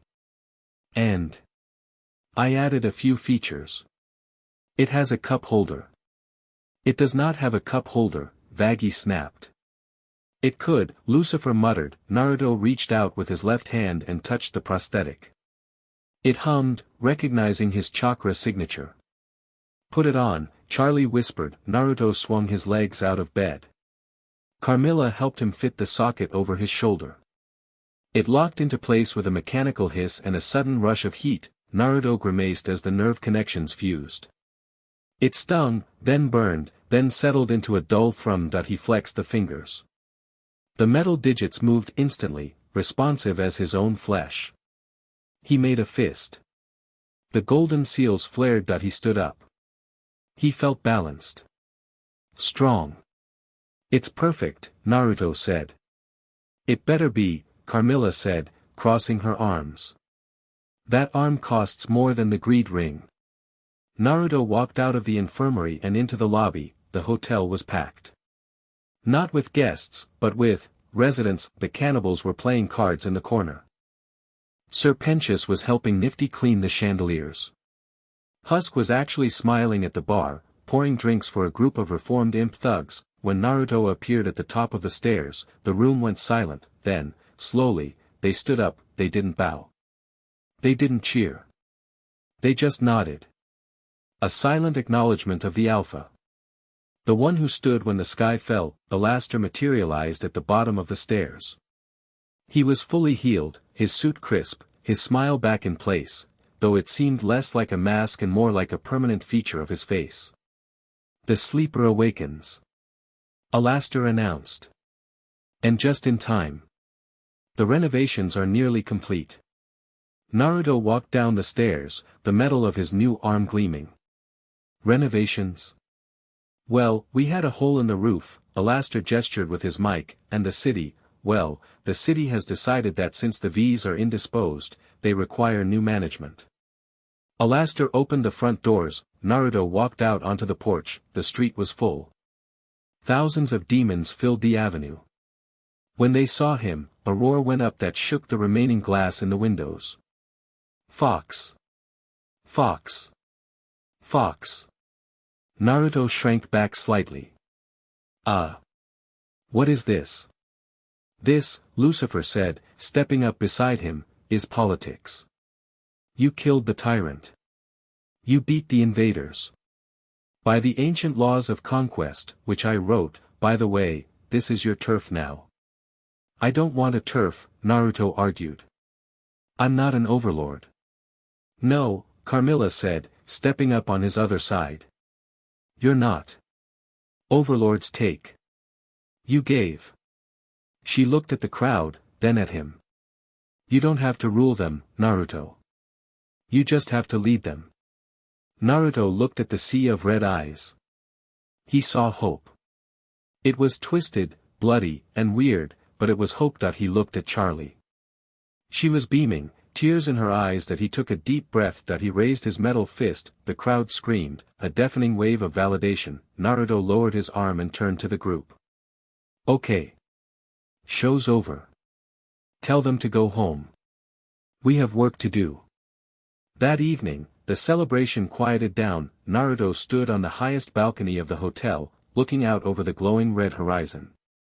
The pentagram in the sky was still there, but it felt less oppressive. The air was clearer. He heard footsteps behind him. It wasn't just one person. Charlie, Vaggie, and Carmilla walked out. They didn't say anything. They just joined him at the railing. Charlie leaned her head on his metal shoulder. Vaggie stood close to his left, her hand brushing his. Carmilla stood a little apart, but her presence was warm, grounding. So, Charlie said softly. We saved the world. We saved a world, Naruto corrected. And now we have to fix it. The redemption program, Vaggie mused. Do you think heaven will listen now? They'll have to, Naruto said. We have their attention.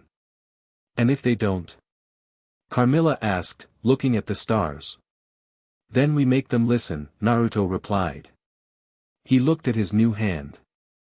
We have the tools. A comfortable silence settled over them. It wasn't the tension of battle or the rush of survival. It was the quiet intimacy of people who had seen the end of the world and decided to keep going. There was no need for grand declarations of love.